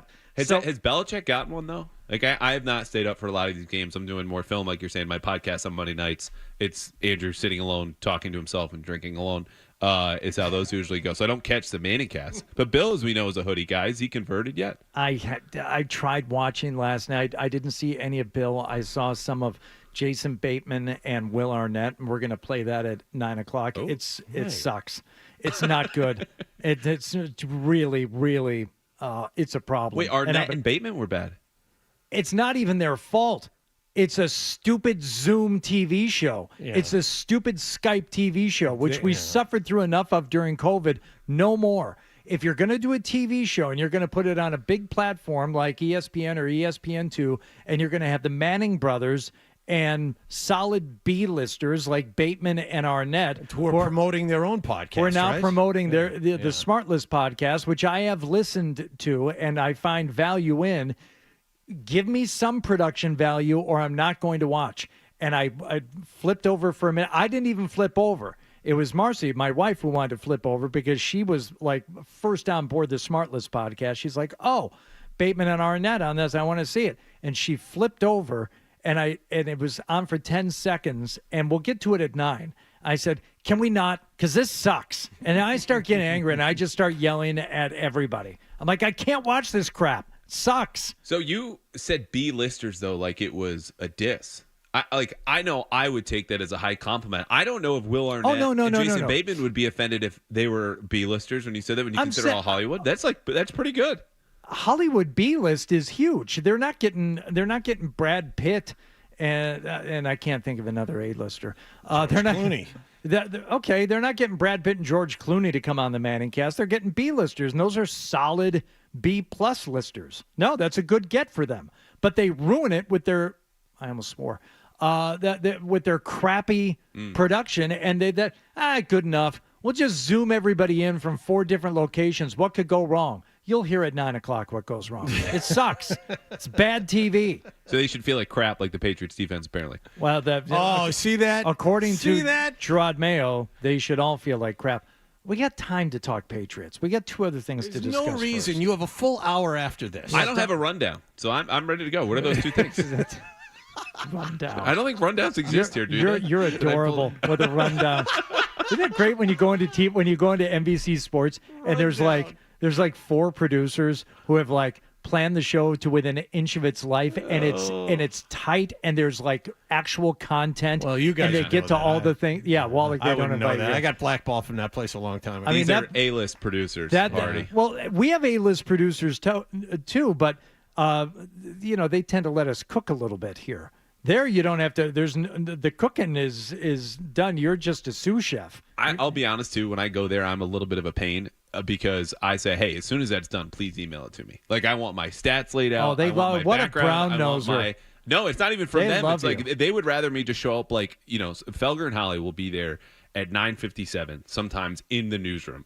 You go down the rundown, read the topics. We're going to do this, and then it's that commercial break, yada, yada. And they're walking in at 9:59 for 10 o'clock show. And the pros that they are, you would have no clue that they were in the parking lot or the garage like 5-6 minutes earlier. Right. And I'm there being like, okay, I need this. I got 2 pages of notes. This is what I want to get to. If I say this, great. And always leave with more than I came, which is maybe like a good goal. But I end up going like, maybe I should try that. Just to show up and see how it goes. No. You don't. If you're built that way, trying to flip immediately to the other direction, very dangerous. Yeah, thing to do. you're a grown ass man. You know how you like to do things. You just do things the way you like to do. Do them. what You're you fine. do. You're fine. Next time we'll see. Last night, I was working on some stuff here for the show, actually, because I knew I was going to be here today, unlike Fred, who banged out. And saw on my Instagram feed that you were going live. Yeah. So I popped on with you. Did you see me pop on? No, I saw a lot of my idiot home friends talking about the Yukon scrimmage. Shout out the Huskies for the big W. Oh, Jesus, but I did not see you. Okay, well, that answers one What'd question. you say? Nothing. I was just watching.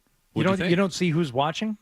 No, I hadn't gone live for that podcast in months, I think. I mean, there were hundreds of people watching. Why did you go live last night as opposed to all the other times? Well, it's a whole new world, Wallach. And so Drake May changes not only the fact that the Patriots can throw 40 yards downfield, it changes the fact that people are excited to listen about a 1-4, 1-5 football team. So Derek Clausen, who writes, I don't know if he writes actually, but he's on the Athletic Football Show. Unbelievable job breaking down quarterbacks from the draft in the pros. He had come on during the preseason. I said, hey, what do you think of Drake May? So as soon as Drake gets his first start, I'm like, Derek, you got to come back. And he was outstanding, like concepts, fundamentals, techniques, reads, all this different stuff. So I said, hey, I will set a deadline for myself to finish my film review at 7:30, which normally goes right up until 8. And other things my editors are not a huge fan of me about because I try to jam as much as I can into those. And then I said, I have to go because I'm going to go live. And I think it went pretty well. Yeah, it did. What were you drinking? It was orange. That was Fanta. So I had run out of caffeine. I'm not a coffee guy.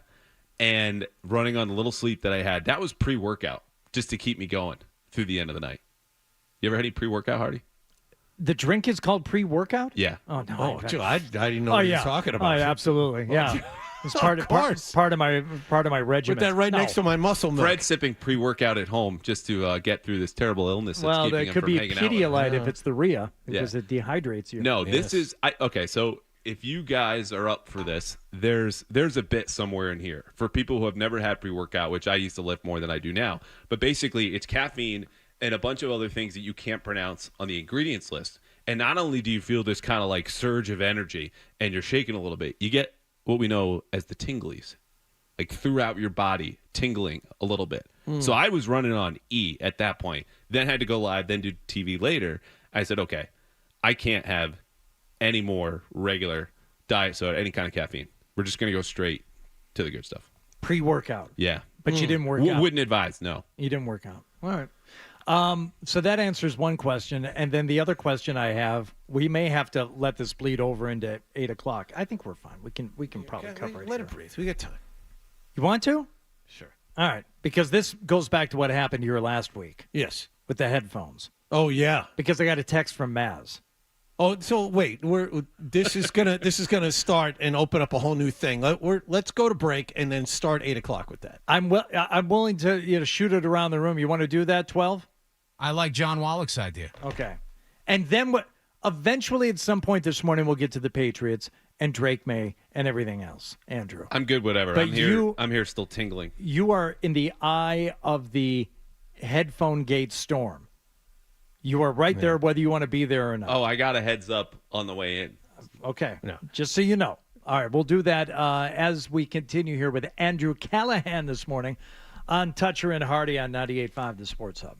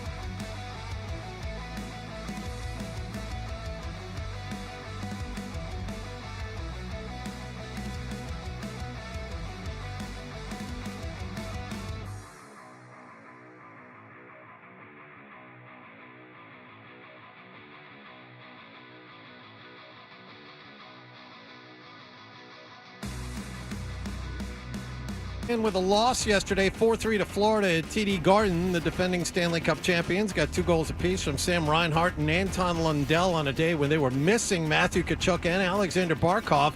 They also continue to agitate the Bruins and won the game that way as well, according to Jim Montgomery. They're winning the mental side of the battle on us. Pasta got hit, and I love what Pav did.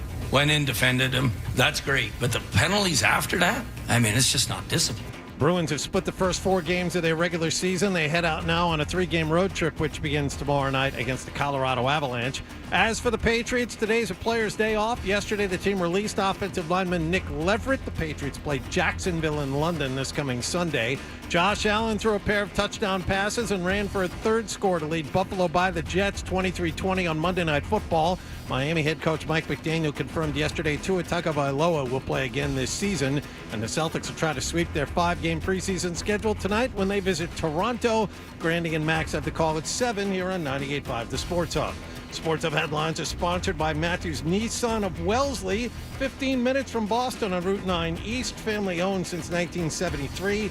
Matthews is all about treating customers with respect, transparent prices, and award-winning sales and service. I'm John Wallach at Boston's Home for Sports, 98.5 The Sports Hub. Your next update at 8:30. Boston, the greatest sports town in America. We have a farm. I have about 200 pigs here. We get to spill beers on each other without worrying about spilling beers on people. Boston's Home for Sports, 98.5 The Sports Hub. Now, more Toucher and Hardy on the Sports Hub.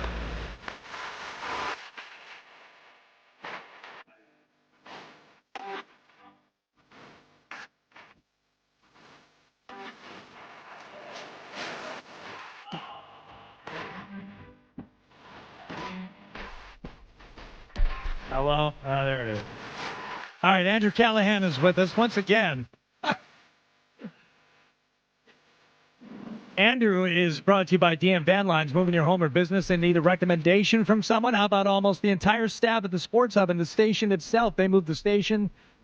DNVanlines.com. Andrew Callahan, Patriots reporter and columnist for the Boston Herald. Last week you came in to do your segment and you did not have headphones, correct, Andrew Callahan? Correct. I do not own a radio pair of headphones. All right. So, as has been well documented at this point, Nick Gemelli went and got headphones off of Maz's desk and gave you those headphones to use, and you used them.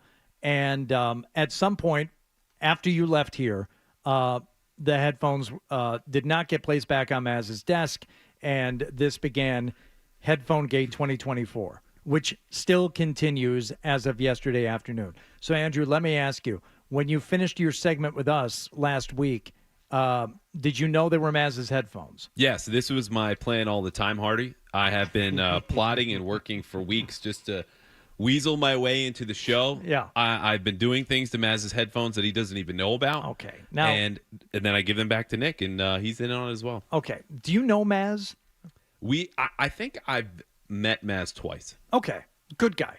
Been very good to me, yeah. He's not doing well with this headphone thing. Oh, no, really? Oh, he's teetering. All right. On a what? Teetering? He's going to bust his spring. He's already off balance, but this might be what finally, sends him over the top. What did you do with the headphones when you finished with us last week? No, sincerely, every single week I go back and I give Nick the headphones. Okay.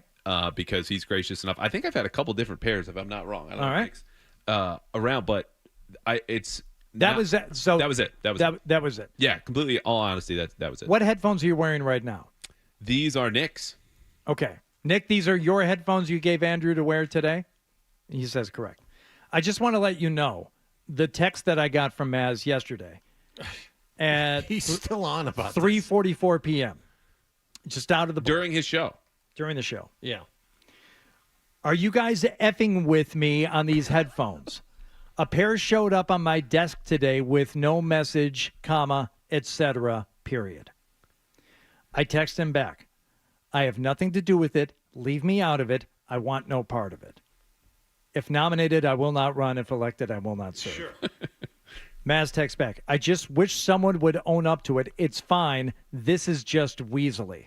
So, do we know what headphones got placed on Maz's desk yesterday? Nick Gemelli, now getting over to the mic. So I saw them at his desk yesterday, and I thought it was his like spare from his house. So I was going to leave the ones that I bought for him at his desk. You did buy headphones for him? I did, Okay. yes. All right. And so I saw those headphones.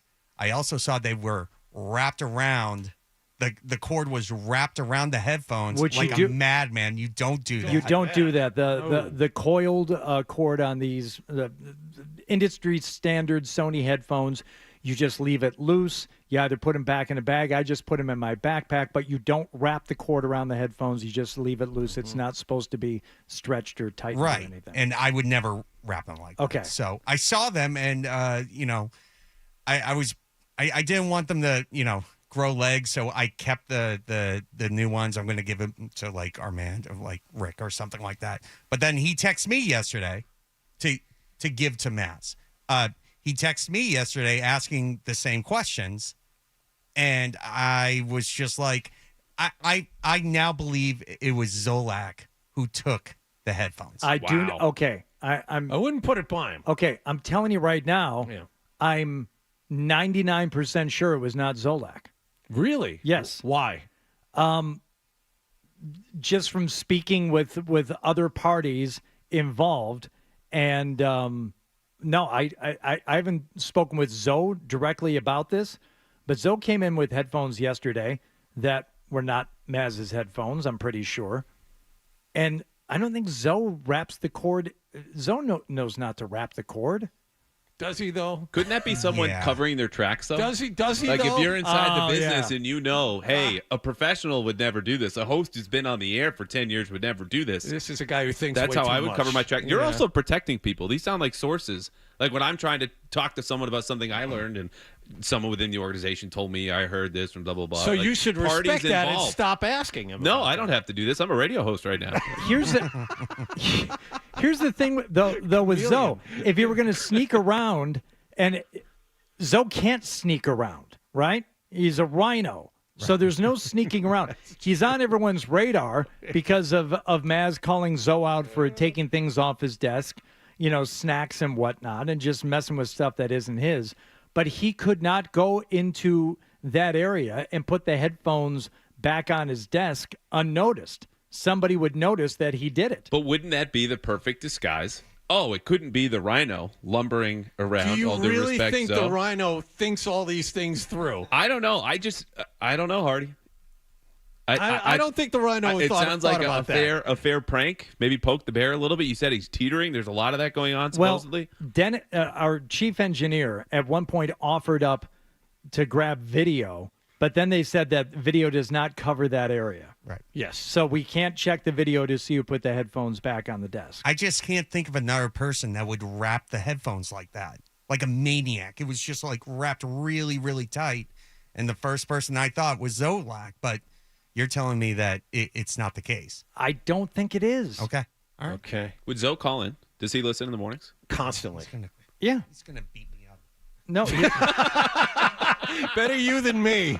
The first 5 years we worked at this station, I was the one getting tagged. Odds are pretty good that he was going to beat you up for something else anyway, Nick. So don't worry about this being the catalyst. It was bound to happen.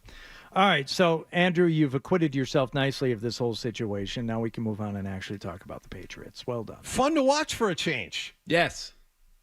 Oh, that's your cue to. No, that's my analysis. Yes, period.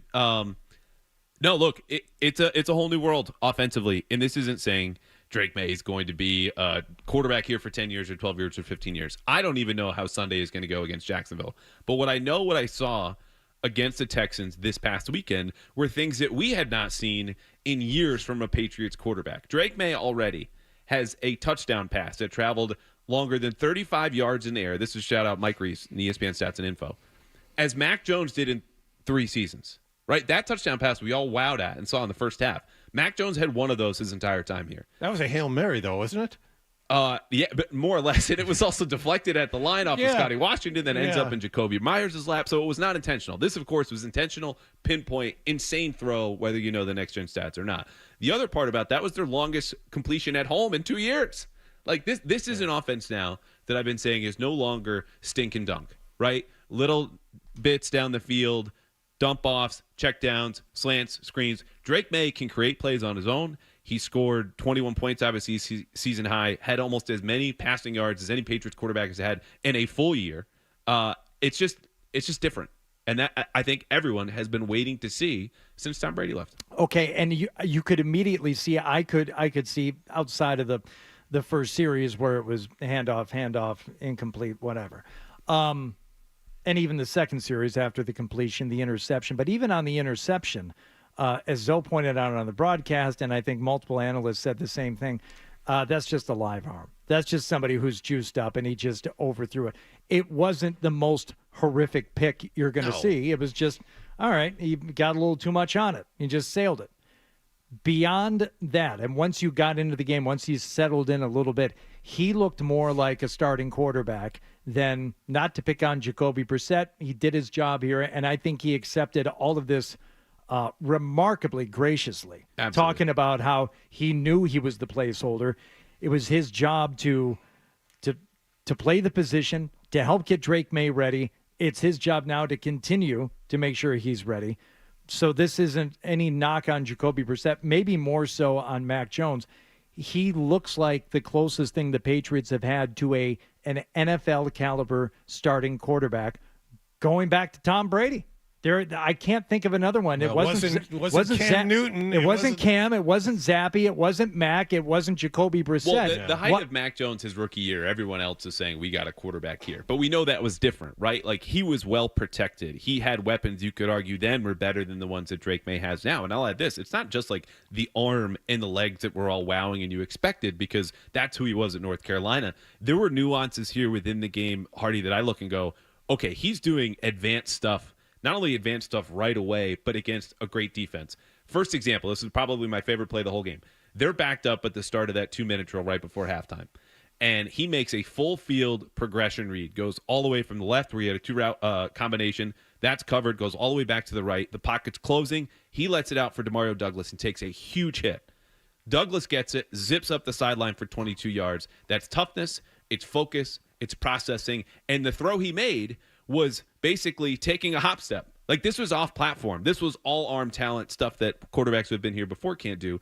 Later on, he's also not only just picking on Douglas against man coverage, he's shimmying zone defenders out of their spots where they're supposed to drop to open up a 13-yard completion to Kayshon Boutte in the fourth quarter. The game was gone by then. But the small stuff is there. You mentioned toughness, and this is not a small thing. This is a big thing, and this is something that Jacoby Brissett did very well. He took, that wasn't the only big shot he took. He took 2 or 3 really big other shots, got up, and was just fine the next play. Players noticed that, but most importantly, fans noticed that too. I mean, the offensive line isn't protecting for him any better than they protected for Brissett. May was under siege, and he performed much better. That, to me, is top 3 of the good things that we saw. And they couldn't run the ball. Right? Like, this is an offense. You said it off the top. First 2 runs, go for 1 combined yard. They run a lot of play action. Houston's like, okay, cool. You're not really running the ball. Then you're behind. So he doesn't have a running game. He's not playing in a neutral situation where they're going to respect the run and the pass anyway based on the scoreboard. And they're still giving up pressure, while less than Jacoby Brissett saw, on more than 40% of his dropbacks. Still. And this is a guy who throws 3 touchdown passes. It wasn't perfect. I don't know what's going to come next. Mac Jones broke under much less pressure than Drake May saw and Jacoby Brissett has seen. But for a first start, and you'll see this in the film review, I think it just went up at thebostonherald.com. You want to just boil this down to a letter grade? This was a solid A- for me. This was great. Whoa. Okay, that's solid. Now, the end result is essentially the same. I got blown out again. Yeah, we get lost in the elation of seeing someone out there who can actually, look like they can play quarterback. You lost by 20 points. Yeah. So we can talk about Drake May as much as you'd like, and feel free to call in too, 617-779-0985 if you want to speak with Andrew about this. But defensively, this is what I think Rob Mayo was focusing in on in his post-game comments when he kept saying, we let him down. We let him down. It wasn't just about the protection. It was about the defense, which is just it's mind-boggling what has happened to this team after week 1. Yeah, Christian Gonzalez looked very ordinary last weekend while trying to defend Stephon Diggs. Am I wrong? Did they go zone to protect him after the first quarter? No, he did give up a couple catches to Diggs on the first drive, then gave up the touchdown later on. But that was anyone against Diggs, who for whatever reason gets like some of that Michael special stuff from Space Jam whenever he goes to Gillette Stadium. Yes. Because the Patriots just can't defend him. Belichick couldn't do it. Mayo can't do it. Christian Gonzalez, Steph Gilmore, whoever it is. But the point about the defense, look, they gave up 41 points in part because they were put in bad situations. Pick, fumble, another pick that wasn't Drake May's fault in the third quarter. Aside from that, though, they're giving up 166 rushing yards per game since Juwan Bentley left. Okay? He left after week 2. It's not all on Juwan Bentley. That's got nothing to do with field position. Right. That's just like, can you stop the guy in front of you? And I look at this. It's not just Juwan Bentley. Jabril Peppers, we know, is out. Christian Barmore hasn't played at all. The 2 runs that really stood out to me that Houston made were the longest one they had. It was a 59-yard gain in the first half. And then Joe Mixon runs 20 yards basically untouched in the fourth quarter for a touchdown. Both of these plays that Houston ran, they left Devon Godchow unblocked on what's a wham run or a version of a trap run, where he gets hit from the side by a tight end as opposed to being head up on an offensive lineman. You run trap plays for defensive linemen that you can't block one-on-one heads up, which to me said Houston had trouble with Devon Godchow, which was true.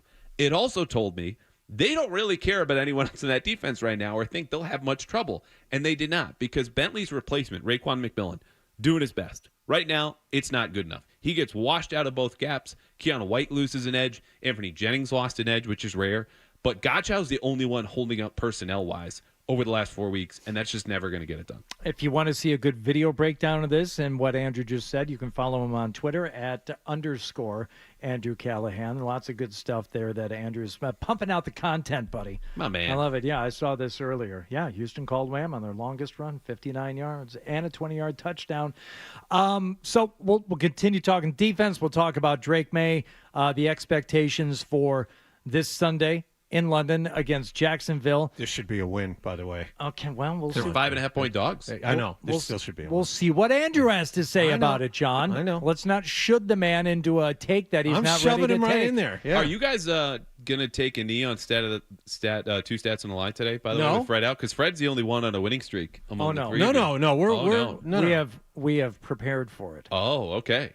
Oh, I think you're going to be happy. How'd you prepare? Don't you worry. There was about a it. study hall. We're good. Don't you worry about it. I feel like I've been hacked then. No. No? Not at all. Trying to get a sneak peek? It's not that No. type of it's not going to do No. anything that's going to help us in the actual thing. Not that type of preparation. All right, more with Andrew Callahan here on Toucher and Hardy at 98.5 The Sports Hub.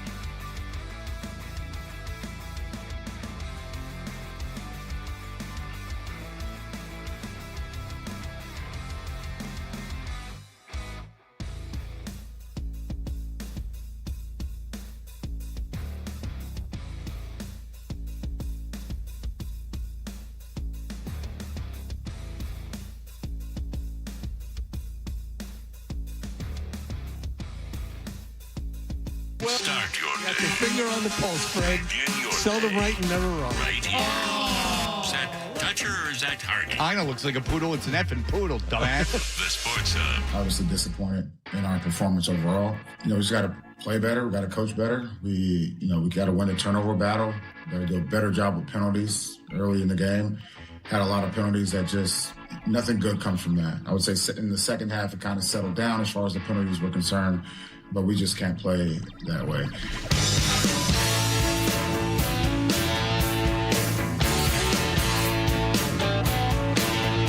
I like this. What is this quote? Wilco. Oh, that's face. It is Toucher and Hardy without Fred this morning. Andrew Callahan is with us from the Boston Herald. And I said we would take some phone calls here, so let's do that. Jeff is in Brighton. Hello, Jeff. Good morning, gentlemen. What's going on? Thanks for letting me on. Yeah, I think to a large extent we have the current state of the Patriots to the Kraft family fortune is benefiting, but the fans are really paying the price. And as for an A- for a guy who did do a decent job at times, he had 3 turnovers. And in professional football, 3 turnovers, I don't think you can give anybody better than a C+. Are you grading that on and thanks for the call, Jeff. Are you grading it on the curve as a first NFL start and questionable protection and weapons to work with? I mean, how do you come up with an A-? Yes, no, totally fair by Jeff. We love the high standards, especially in New England. We can't forget the Super Bowls that were not that long ago. But my point, and I detail this in the Herald, is it's a couple things. Number one, it is the context of working behind the worst pass-protecting offensive line in the league, not having good weapons, and you can't run the ball. Oh, and it's all against a great defense. It's also your first start. Like the rookie curve, I don't think there was anyone in this market watching anywhere in New England expected him to throw for 3 touchdowns, which is more touchdown passes than Jacoby Brissett had in 5 games beforehand. So if he goes out, and to Jeff's point, has 3 turnovers, which again, the second interception, I'm just flatly not pitting on him. Tipped at the line, insane defensive play. Great job by Eric Murray. I call it 2 turnovers. If he averages 2 turnovers a game, obviously there are no more A- in his future. But for now, that absolutely more than passes. Okay. Now, you're talking about the weapons. It is amazing how Demario Douglas and I won't even say Hunter Henry, because I never thought Hunter Henry was a bad choice, a bad option. It just wasn't able to be utilized. But a couple of these receivers look like, they're solid 3s. Yeah. When you have somebody who could actually put the ball where it needs to be. Well, it's weird because like knocking on the door being a 2, maybe if you see more of that. How about that? An actual catch and run by a receiver up the sideline, or a ball dropped in the bucket by a guy who actually had a step on a defensive back. It makes you wonder, doesn't it? 0.8 yards of separation on that touchdown. Shout out Next Gen Stats, but 0.8 still separation. Yes, that was Kayshon Boutte on his touchdown.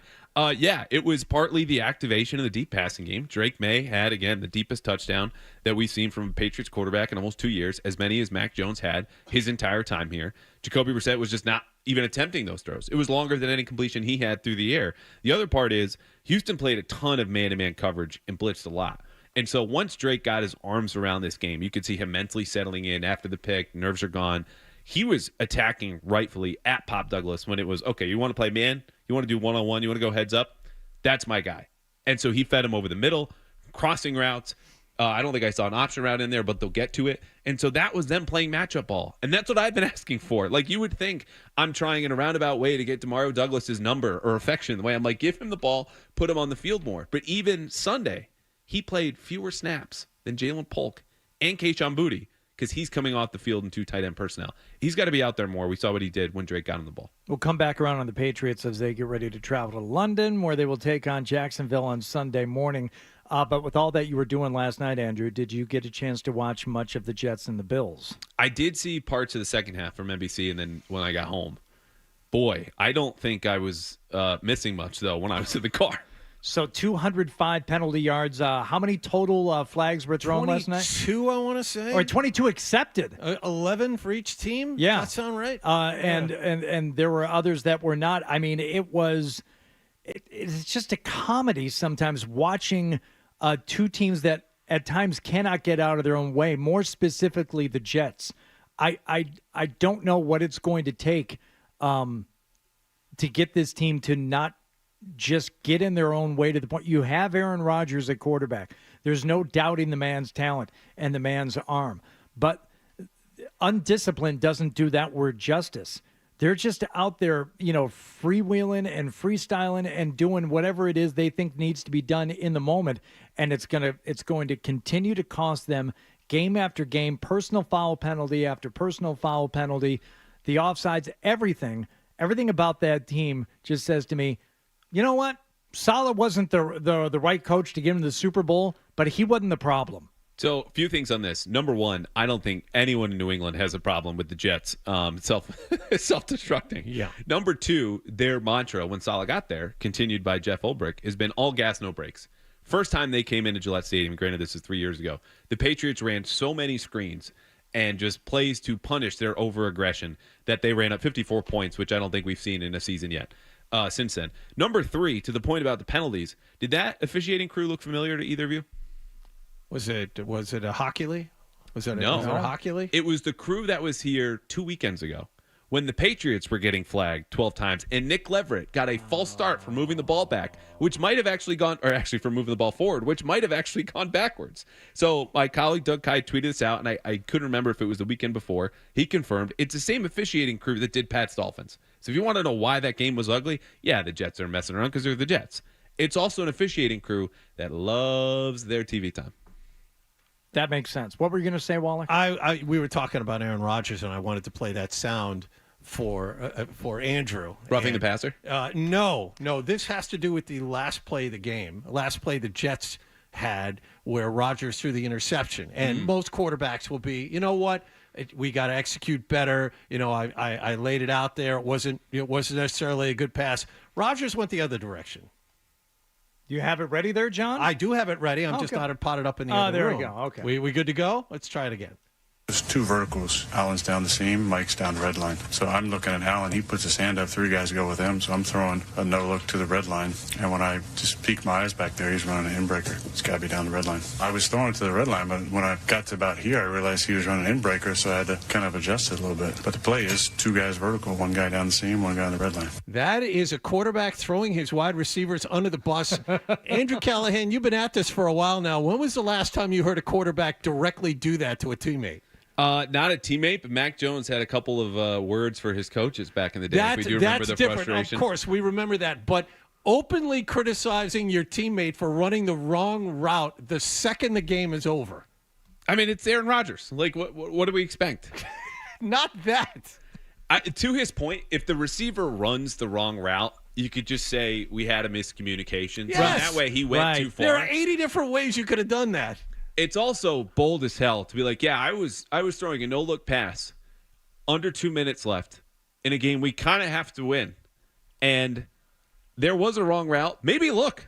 I don't know. Like, you have 2 verticals. You're going to have one open, as he detailed. And the red line, when he talks about that, is just an imaginary line that every team draws in practice that's just outside the numbers. And so basically, that determines whether the safety of the corner is going to take that receiver. And if you're your receiver, you're aware of that line that the defense is mindful of. So it's just a vertical route closer to the sideline. That's all he means.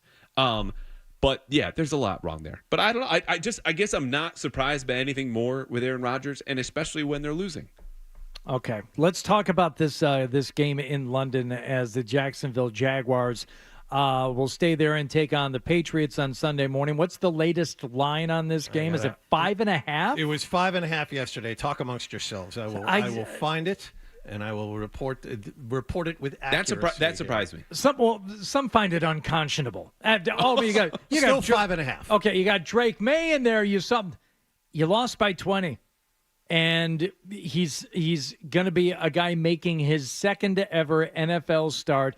A week after he gets the job, now he has to go on the road. He has to go into completely unfamiliar territory and play a game in London. Same offensive line, same weapons, same defense. So while you may not like it as a Patriots fan, I get it. How do you make the Patriots favorites against anybody right now? Unless it's the Jaguars or maybe another team or two you could make a case for. But I don't have a problem with it. I just don't know what to do with it. I thought it would be closer to 3 points. But Jacksonville being favored is right. I would just say you should take 20 minutes. That'll be all to watch Jags lowlights or pick any game, pick any time in the game, and just watch this defense, which actively quit, by the way, last weekend against Chicago when they're getting steamrolled in England. They're a bad football team. They're 1-5 too. This is a badly coached football team. And we know that Tank Bigsby's doing really great things for them in the backfield because he's like Ramondre Stevenson, creating a ton of yards after contact. He leads the league in that category. Aside from that, they don't have anything going. And Trevor Lawrence looks like a guy who's completely lost. So this game, as I said last night, might be rejected like a bad organ transplant by the time people get to halftime. This could be Pat's Colts last year in Germany if Drake May doesn't do something similar to what we saw on Sunday. The quarterback battle right now, considering how bad Trevor Lawrence is, I'll take the rookie. If you're going to match up the two, and both teams are so bad. I watched some of that game yesterday in the morning on Sunday. Chicago looked like they were Super Bowl champions. That's how bad Jacksonville is. I mean, they are so terrible. The Patriots not only could win this game, they should win this game. Patriots don't have a good roster. They should beat that team. Wallach, who's their starting center? With the Patriots? Yeah. The guy they just brought in off the street, Ben Brown. They're still better than Jacksonville. Who was their best offensive lineman? Not according to me. I only had him down for one pressure. Gerard Mayo said yesterday morning, the new guy who's still learning everyone's first names and where the cafeteria is in the building, it was our best offensive lineman. They still should beat that team that I saw lose. And you're right, they actively quit. They should beat that. And you know what? After Jacksonville loses, Doug Peterson doesn't get on the flight on the way home. They fire him. Well, he did get the dreaded vote of confidence for everyone wanting more Jags content here right now. But look, these are two very bad teams. This is a winnable game for the Patriots in that they will take the field against another bad team and have some opportunities. But we just talked about this in the last segment. Their run defense is broken, right? Mm-hmm. You get Kyle Duggar back and Christian Gonzalez doesn't look that great, and they shouldn't have too much trouble with the Jags receivers. But there's nothing for the Patriots right now to hang their hat on. They're asking as much of Drake May, and I would argue even more than Drake May is asking of them. And that was my takeaway from Sunday, is he's of more service to all of his teammates and coaches combined and was in that game than they were to him, given how much he created on his own. Phil Perry had this 8.5 yards per play when he's extending a play, the 40-yard touchdown bomb that he dropped, again, unprecedented in recent Patriots history. So that's a team that's not suited to win on the road, let alone across the whole freaking ocean. Wallach just convinced me. I just put Pat's money line bet in and just did it. I'm convinced, Wallach. Good. How much, though? It's a couple grand. No big deal. I was going to say that I don't care about the amount as much as the confidence. Anyone can put $10 down on anything. My coffers are full after my same game parlay hit on the Lions-Cowboys game. Yeah. Holy crap. And a couple of them seem like obvious now, the David Montgomery anytime touchdown, the alternate passing yards for Jared Goff, which was, I think he was originally at 225. So I said, he's going to go for more than that. Give me 250, better odds, bigger. I took, of course, the Lions, and I took the over. The over barely hit. Montgomery got the touchdown early, but that was it. And, all right, it did squeak by on the over. Thank God the Lions scored one more time because the Cowboys weren't doing anything. What's Dallas going to do? If you so I don't put any money in the NFL since I covered. I don't want it to affect how I look at the game. But I will bet a little college football on Saturdays. Do either of you bet college football? No, I do not. I do. I do not do well. I was going to say, if you want to question your life choices, I know it's impossible. Bet on games that end with Will Howard sliding with no time left for Ohio State in a matchup of top 3 teams in Eugene at Oregon going, you were 10 yards from a field goal. You just had to throw the ball somewhere near the sideline, one more completion, or kickers missing from 30 yards away, or any number of crazy things that happened at the end of Bama, South Carolina. I've talked before. I used to cover college football. It is the most fun you will ever have. The product is not as good. The football is not as high caliber. But, man, if you want a thrill, just lock in, especially with a little bet, a little money down on a Saturday. Yeah, I shied away from college betting. This goes back decades now because I lost big on Alabama on a Saturday, probably back in 1993. Okay. And then chased on Sunday and Monday night to the point where over the weekend I had lost $300, which was twice my net worth.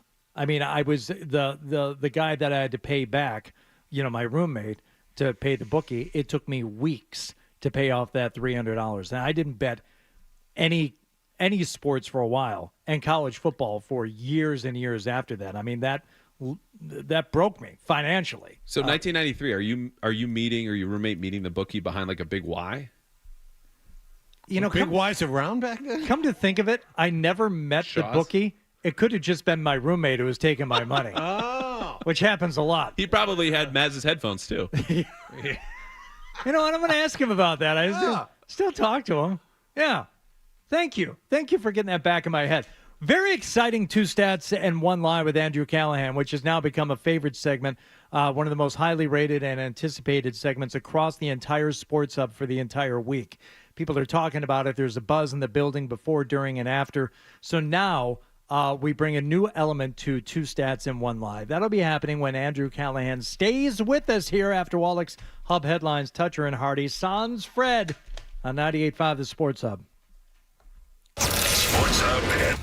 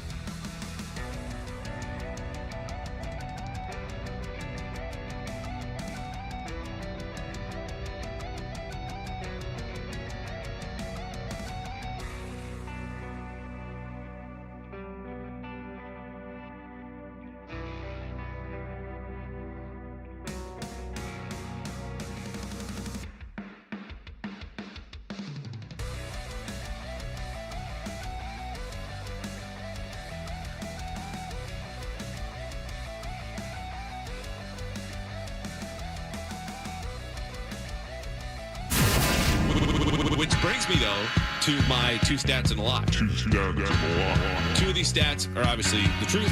One is a lie.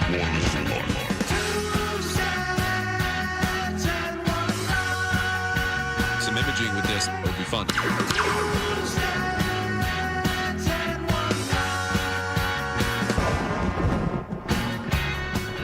Andrew Callahan of the Boston Herald is with us for 2 stats and 1 lie, a segment that he concocted, writes, and we'll give you executive producer title and credit for this every week.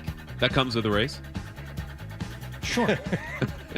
Along with some free... Out of Fred's pocket, I think. Some free it's only boxes fair. from Deanne Van Lines, who Ooh. now sponsors your segment. So they'll hook you up. We love some DM Van Lines. But, as executive producer, you get to make the call on certain things. And you told me last week you weren't thrilled with hearing you calling for the imaging and stuff anymore because now we've got that. And we do have, we've been using a separate intro, but I thought maybe another new first intro before we get into the second intro. So now you've got 3 to choose from. Wow. Then you can just pick which one you like best. Andrew has 2 stats, but he has just 1 lie. Andrew has 2 stats, but he has just 1 lie. I think we should stop now. That's the winner. I play this to the end of the hour? It's really good. What's that? Can we just play this to the end of the hour on loop? It goes on for another 3+ minutes. Don't you worry about that. Thank you to Sheil Saxena, who emailed me last week. That was magical. It's awesome. When I hear 2 stats and 1 lie, the song I think of is Phil Collins' 2 Hearts. So if you ever need a new jingle for that fabulous segment with Callahan, I would suggest Andrew's got 2 stats while giving you just 1 lie. I tweaked it lyrically a little bit, Sheil. He also, and I said, thank you. I love the idea. And Sheil said, people used to say I had an unhealthy obsession with Phil Collins, but take a look at me now.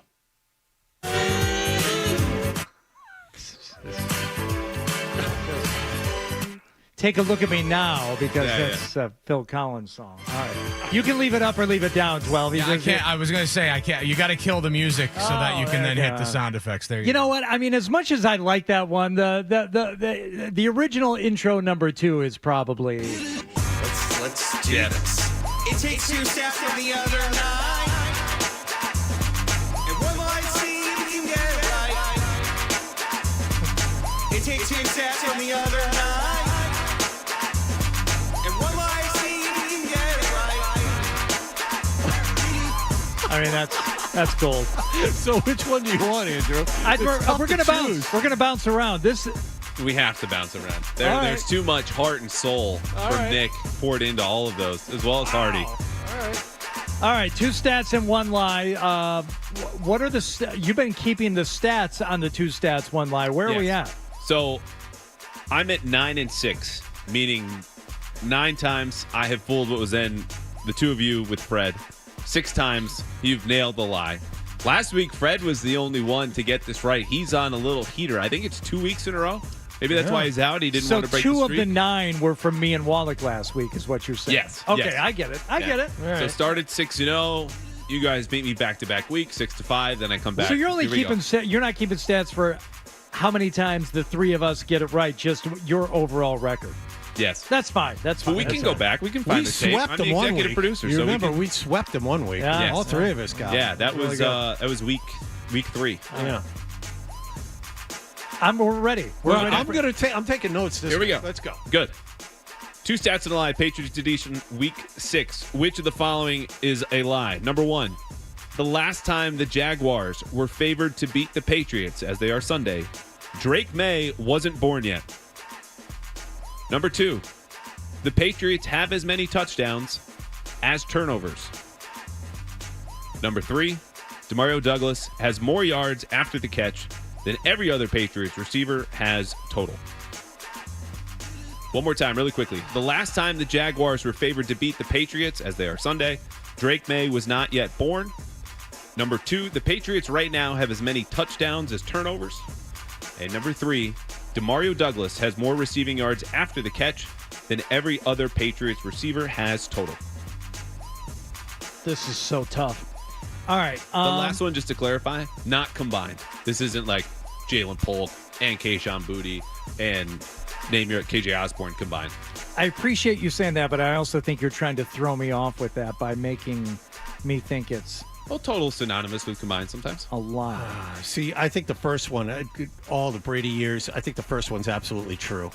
I think the first one, the last time the Jags were favored, May wasn't born. I think that's true. I think it's been 20 years. They were here for an AFC Championship game, but the Patriots had to be favored. Yes, yes. Favored by one is still favored. I mean, it's.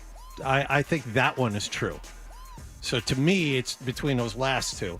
And Pop Douglas ran how many yards for a touchdown on that catch and run yesterday? So he's not. So it's not combined total of the rest of the wide receivers. It's just more than every other wide receiver. Right. So you take DeMario Douglas's yards after the catch. That number is greater than the total receiving yards any other receiver has. Like you pick. Okay. You got it? Yeah. Yes, I understand. Could you please restate number 2, the Patriots' touchdown and turnovers statement? The Patriots have as many touchdowns as turnovers. And that includes 3 this last week. Well, you notice he's not saying like more or less. They have as many. I'm going to say that's a lie, and I think he's trying to get us on a technicality on this.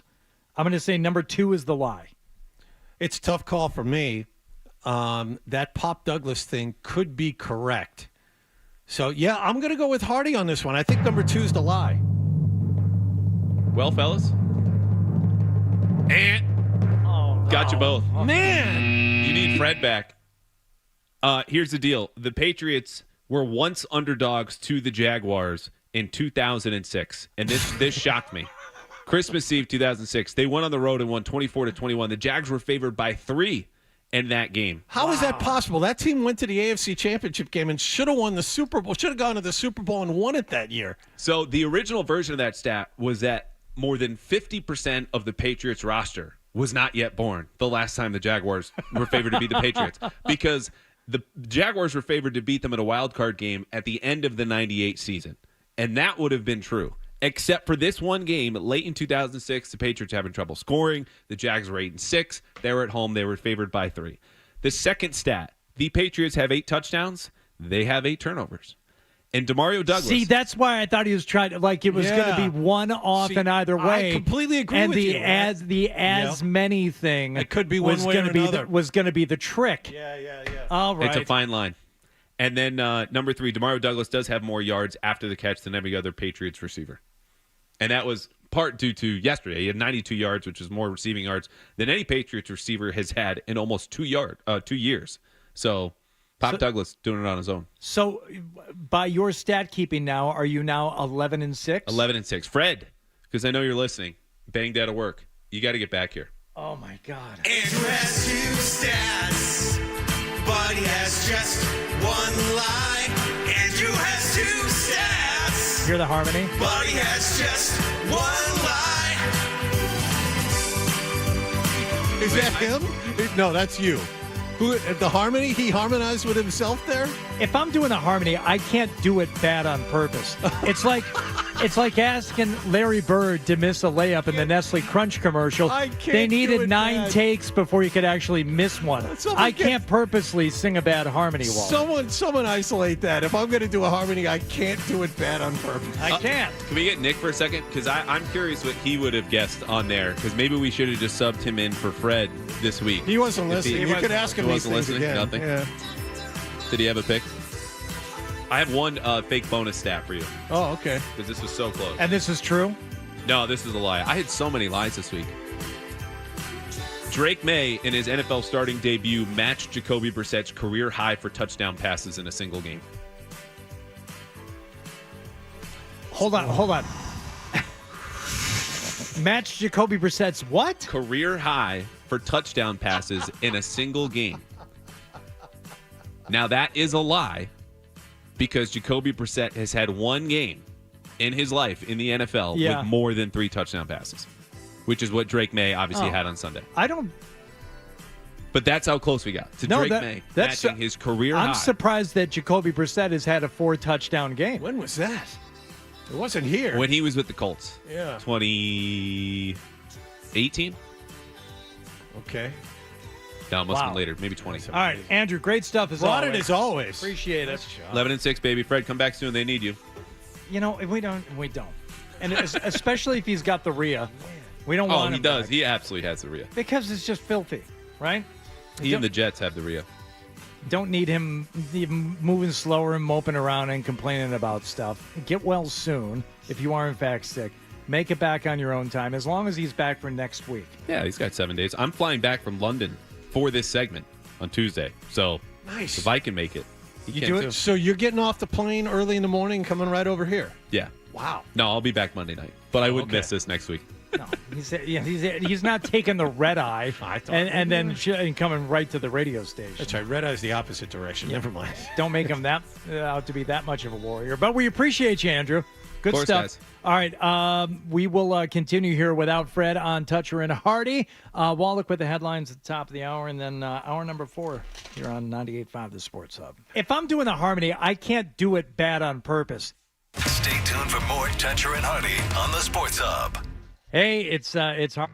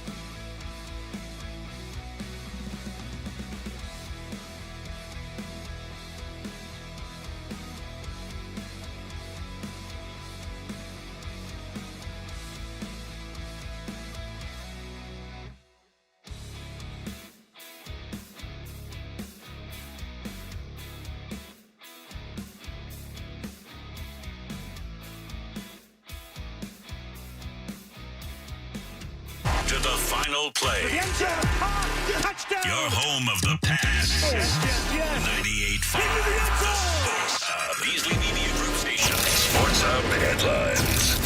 Bruins are now 2-2, and both of their losses have come at the hands of the Florida Panthers. Florida came to town and beat them yesterday 4-3. Sam Reinhart and Anton Lundell each scored twice for the defending Stanley Cup champions in front of Brad Marchand. So at the end of the day, we need to be better in a few areas. We'll work on it, move forward. Bruins go 2-1 on the homestand. They'll be in Denver tomorrow night to play the Colorado Avalanche. The Patriots will practice tomorrow. They fly to London Thursday. They'll play Jacksonville at Wembley Stadium on Sunday. Yesterday, the team released their former starting center, Nick Leverett.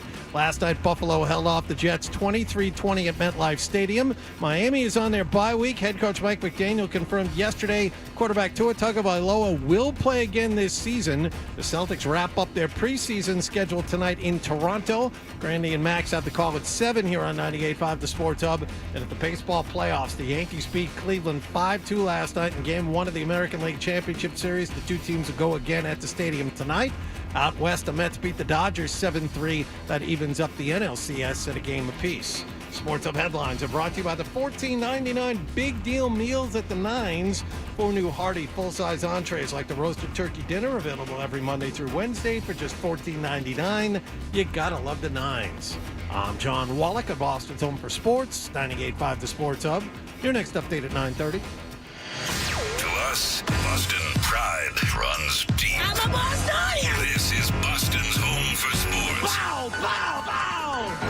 98.5 The Sports Hub. In the office, in your car, in your footy pajamas, this is how Boston sports fans start their day. I bet you're just jealous. Toucher and Hardy on 98.5 The Sports Hub. Do you think he is faking or not? Faking is such a why do you have to say it like that? Why don't you just say, do I think he's really sick? Okay. They mean the same thing. All right, I'll phrase it the way you want to phrase it. Do you think he's really sick? I'm going to go back to what I said yesterday. I can only give you what I think and what I feel based on the evidence presented to me.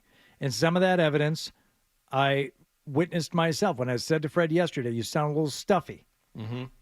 And he said he was just run down. Now, everything else about this scenario, right? Up late watching the Jets. Jets do not perform. He's, doesn't feel good in his kookaburra head of his, right? Because his team played poorly. And he's up late. And he starts thinking, I don't want to go to work tomorrow. Meh. All that speaks to somebody just banging in and faking it, as you said, John. Mm-hmm. But I thought he sounded stuffy yesterday, like a stuffy nose. And then the text at 3 a.m. this morning, hey, guys, I've been up all night sick, non-jet related. I'm not going to make it in this morning. Sorry. I'm going to take him at his word and say that he is sick. Okay. But I don't sense a lot of conviction behind that. Well, it also... You're all over the place with this. Because it also jibes with what we've been saying for years. The life expectancy of Fred Toucher has been estimated at 50 years. What will be his ultimate cause of death? It's time to play.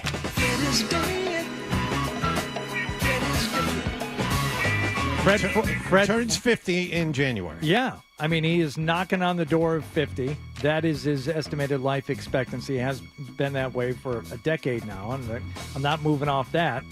And based on the evidence at hand, I will say yes, he is actually sick. What are you going with? I told you this when we opened up the show. At 6:05, you asked me, and I was definitive then. The man is sick. He wasn't feeling well, so he didn't come in. I'm not changing my point of view. I've always felt that way. All right. 12, where do you land on this? He was noticeably silent when we asked him. Oh, no, he was... No, I'm being contemplative and also trying to figure out where that Bing came from. But okay. Yeah, I think this is a case of why power through it, right?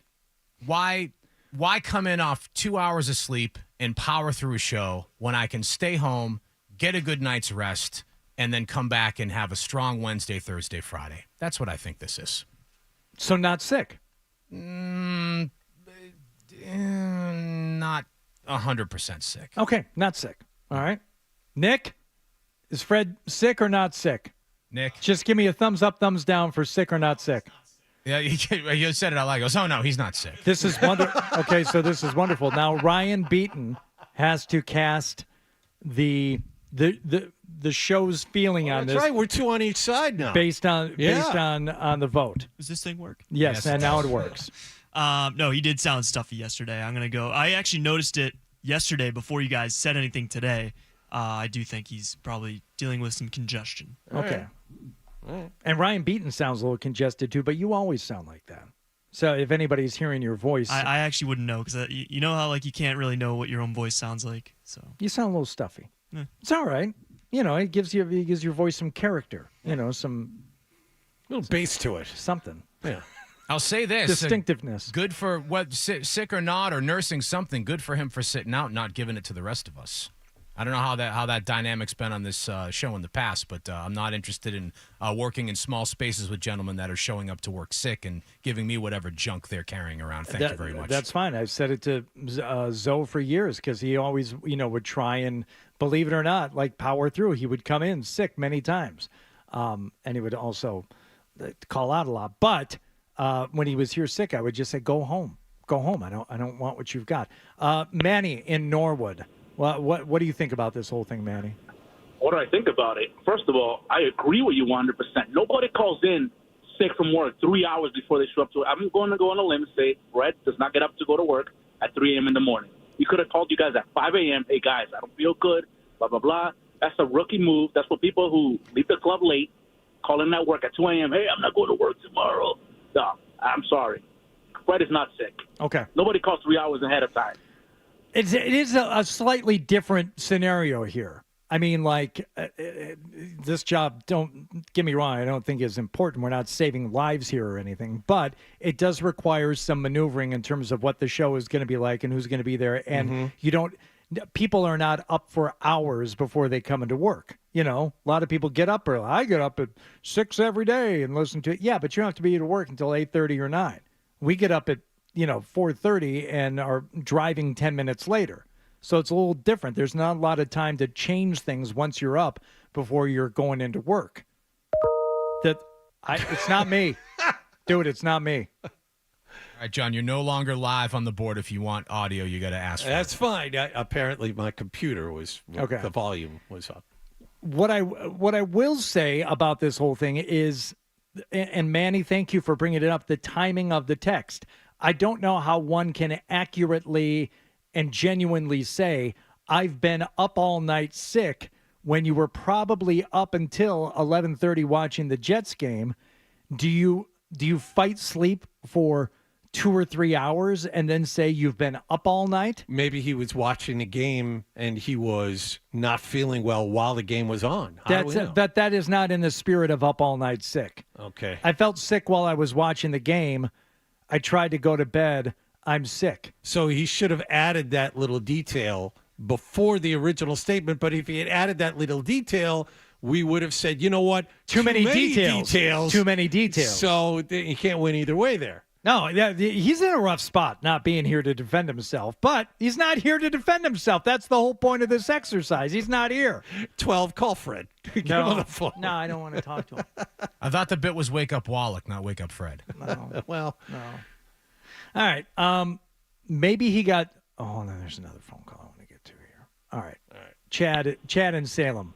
Yeah, what do you have to say about this? I love you guys, and I know you need the content. It's cool, but he's out sick. Fred could, if he wanted to, he doesn't need to lie about it. And if he was in the caller previously saying that 3 o'clock in the morning is a rookie move, if he knows he's exhausted, he's been up sick, and he's gonna conk out and may not wake up again and text you guys at 5 o'clock in the morning, he's texting you at 3 o'clock and he's going to bed. So that's nothing to do with it. That's ridiculous. I like this. And remember, this is a point of pride for Fred, because remember, we had a listener do the whole mountain climber thing because he thought Zolak was going to be out. It turned out Fred was the one who was out. He was out constantly, but he's turned things around. He hasn't missed a lot of days of work. Yes. Well, wasn't he like on the show multiple days when he was losing his voice and sounded horrible? Yes. I don't think Fred's a lot of things, but I don't think he needs to be like fudging whether he's sick or not. Like, Okay. he's out sick. That's Let me ask you. Let me ask you this, Chip. Let me Go ask you this, just very quickly. Do you have sick days where you work? Yeah. Okay. Do you know how many sick days you have right now available to you? I don't know, but Okay. I got a You know 2 who hour does? commute. Fred. Fred, more so than any adult person, talks more about available sick days, how many days he has. He was in the negatives for a while. Why wasn't he afforded sick days because of this circumstance, this, that, or the other thing? Oh, I have this many sick days that I could or should use before the end of the year, to which I always found strange. I'm like, well, if you're sick and you truly can't work, it doesn't matter if you have any sick days. You don't come to work. Also, if you're not sick, you don't use a sick day. You know, this is not a longshoreman job where, you know, it's like, everybody does it. No, you don't do that. You don't bang in fake sick just because you have sick days. So I think Chad needs to be aware of that little quirk in Fred's psyche before he makes a definitive statement like that. That was more, he had negative sick days because they made him use all of his for his throat problem. I'm not for saying that. no. So he was very happy. He was in the positive because he had constantly Even come to work. before that, Wallach, years ago, you would talk about sick days. How many sick days do you have? How many sick days have you? I'd say, I don't know. If I'm truly sick, I don't come to work. And if I'm not sick, I come to work. And how many sick days I have or are allotted to me by the company is not a factor. It's not something I've ever thought about. So the fact that he now does have sick days means he feels compelled to use one when he feels like it? I would think they'd be extra valuable to him not having any of them for a long period of time. That's your beak flapping over there. I'm just presenting information, but those words escaped your maw, not mine. My what? Maw. Yes. Look it up. Your gaping maw. MAW. I know what it is. I just think it's great you try to push things in one direction, and then when I point out the obvious, you get all offended. I'm not offended. Okay. I didn't say that. It escaped your beak, your maw. Fred might be right. offended. I see. Dan in Weymouth. Yes, Dan? Yeah, I think you guys are being mean to Fred. I think he found love. Guys, it's not one guy. Not guys, one guy. It's really 12, and it's really Adam and Nick. But go ahead. Okay. Well, I'm just saying I think he found love last night. He probably went out for the Jets game, and he got lucky, and he's, quote-unquote, not feeling well. But really, he's going out to breakfast. He's showing a lady a nice time this morning. And I think he's got a good thing going here. Okay, if he's actually at a public restaurant enjoying a breakfast right now, that's a bold. Can you imagine? Isn't love beautiful? Look at that. There's no chance. There's no chance Fred is out in a restaurant right now, because that would require Fred to leave the house, which he is also. Well, who wants to anymore? I don't want to leave the house. I don't blame him for that. There are too many things to fix at your house. I think about it sometimes, we should go out for breakfast. And then come on. I'll be even on the weekends. Then we got to leave. Then we got to go somewhere. I don't want to go anywhere. I just want to stay home. That's what I want to do. The enthusiasm for omelets has waned over the years. Yeah. You know what the problem is really with the omelets? Too much cheese. There's too much cheese in a commercial omelet. And I'll tell you what my dad, Sid Poole, got me started on years ago. What's that? I don't know if this is a hillbilly thing. Probably not, because I don't think they had cream cheese when he was a baby being born in a log cabin. No running water, no electricity. Doctor came on horseback. True story. My dad. Really? Come from real hillbillies. You grew up on a dirt road, correct? Yeah, but I mean, this is when he was born in Virginia. Then they moved up to Detroit for the auto boom. But growing up, my father used to make cream cheese omelets. Oh. With just a dollop or two of cream cheese, as opposed to the shredded cheddar or whatever else you throw in there. You haven't lived until you. Every time I have made one for somebody. They're like, this is a revelation. I say, I know. Thank my father for this. See, my the cream father- cheese omelet. I'm going to need Sid Pool's recipe there, Hardy. There's no recipe. I just told it to you. Just do it. Throw a couple of chunks of cream cheese in your omelet there. And if you want to go really crazy, spice it up with some jalapenos. You got a jalapeno popper omelet. That's the best. My father, he was always conscious of, we got to get the kids vegetables. He would always load up on vegetables. That's always load up on vegetables and throw some cheese on, but nothing creative like that. That would have been awesome. Well, the bacon, the cream cheese. Yeah, never bacon, always just veggies, veggie omelet with some cheese to kind of take away the veggie taste. Ugh. Terrible. Well, I'm not going out for omelets, is the long story short. All right, there's something I want to get to from the Manning cast, so we'll have time to do that. We got time. We're going to do do the that emails. in the stack? We'll do that. We'll do that in the stack. We got stuff. We got plenty of stuff here. So you get one more call here. We'll do one more from Nick. Tim, excuse me. Tim in the car. Yes. Yeah. Hi, gents. Maybe Nick. This is a chance, excuse me, for Nick to be Fred's hero and go to Fred's house, see if he's all right. Because what if, Yes. in very dramatic fashion, Fred is covered in his own feces, Yes. and it won't be like a wife situation, but Nick could be the hero, go in, call first responders to help poor Fred Yes. in his time of bowel distress. Yeah, I think that's a great idea, and it was hypothesized, or it was at least offered up as an option the last time Fred called in sick, which was About a month ago. About a month ago, maybe 2 months ago. No, Something like that? it was after. It was about a month ago because it was like a week into me starting this job. So Really? yeah, It was that pretty recent? soon after. Yeah. Okay. Was it really? Yeah, it really was. Yeah, it was one in September. Yeah. Interesting. Oh God, I didn't know it was that. Oh, I thought it was much further back than that. I might take a trip down to HR to see when he started accruing sick days again.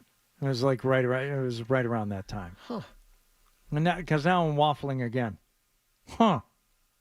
All right. Email, get them in right now if you have an email for me, Hardy at 985thesportshub.com, John, Jon at 985thesportshub.com, and we'll do those, and we'll get to the stack here this morning on Toucher and Hardy without Fred. More touch.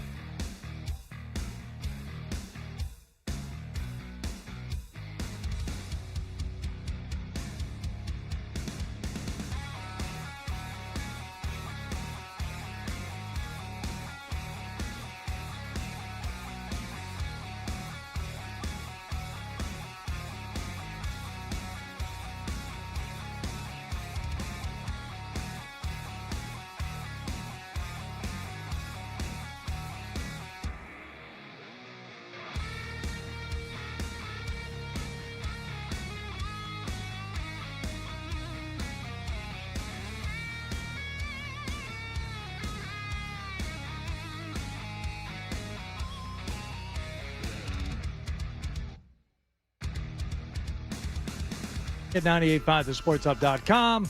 John Jon at 985thesportshub.com. Adam, are you still a BBGI guy? Yeah. All right. Adam 12, BBGI. All right. And anybody else on the show, you can find us there. Nick Gemelli and Ryan Beaton and everybody else. So, all right, let's go. Wallach, you said you had two right away. I got a couple of good ones here. Well, not good. We'll see. This one from Joe. Isn't it obvious that Hardy threw Fred a softball with the "you sound stuffy" comment? He used it as an opportunity to set himself up to bang out this morning. Wow. That's what I say. It's true. I have no one to blame but myself. One might say Hardy is in cahoots with him. He sits on a throne of lies. No, but you can just chalk me up as another Fred enabler by throwing him that softball comment. So. All right, well, one more here from Joe. Good morning, Hardy and Birdman. I still have Fred. I have Fred being found sucking on ice chips after no one hears from him for 5 days. Charlie Sheen had a great cameo in Ferris Bueller where he made a comment to Jennifer Grey in the police station, if you remember correctly. Oh yeah, there was. I mean, there was a scene. There was a whole scene. It wasn't just like a line or two. Yeah. Yeah, and we were talking about Mia Sara, Ferris Bueller's girlfriend, earlier in the show. It says, Mia Sara, she's probably a top 5 80s girl, but please, she pales in comparison to Susanna Hoffs, who still looks great at 65. Fred won't be in tomorrow either. I have seen Susanna Hoffs in various photographs on the Instagram and stuff. They pop up every once in a while. My algorithm knows me pretty well, and the person is not lying. Susanna has done well. Yes, taken care of herself. Very well for herself. The look she gives in the video for In Your Room. Oh yeah, looking off to the left. I know that look. Oh yeah. Wonder what you're gonna do to me. Oh, do you? Do you wonder, Susanna? I wonder too. 12. Where's the song 12? I wonder if you know how much you helped me figure things out as a young man too. She was quite something. Oh, yes. Wow. She was. Brian said, I wanted to call in and say that Fred has missed more time than anyone I've ever heard of, and Nick hung up on me. Why would he do that? Nick, you hung up on him? You hung up on Brian? No? Huh. Nick is denying that, Brian. That's not right. All right. This one from Zane. Hi, Hardy. Rhea took John down last week. Fred today. Are you worried the Rhea is coming for you next? Good luck. Kind regards, Zane. The Rhea is not something I worry about. It's not pleasant, but it doesn't. I mean, you take a little something for it, and you can get bound up. I don't worry about illness, but if I'm going to worry about something, it's about catching a really bad cold or like a stomach virus where you're vomiting. Mm-hmm. Those are things I think worthy of worry. Do you worry about getting the Rhea? No. No, you do not. No, it's fine. No. Why would you worry about getting a Rhea? It just that kind of thing just happens. Then you're all dehydrated and stuff. It sucks.